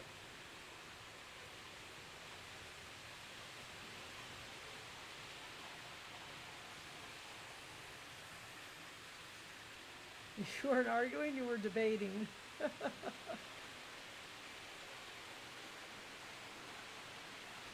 If you do John in the mix. Marco, Merrick, My God, Terry what a Lee, series. Gary Tibbs, and yours truly. From the naughty north to the sexy south.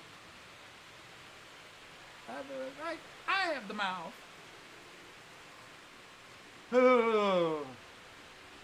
I loved Adamant up until that point. Yeah.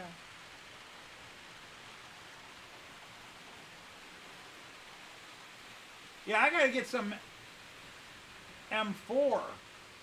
I gotta get some M4, but I want to get, because Mark showed a video where he was doing the, or somebody did the flatheads, the self-tapping ones, and I need to go up and get some M4 screws. Well, hi, Cassie, welcome in. Hey, Cassie. Or Cozy. Easy. We are just getting ready to start winding down because Yep. it is that time. Well, after a very rough start, everybody ran happily and smoothly Okay. today. That is good. Have anybody on?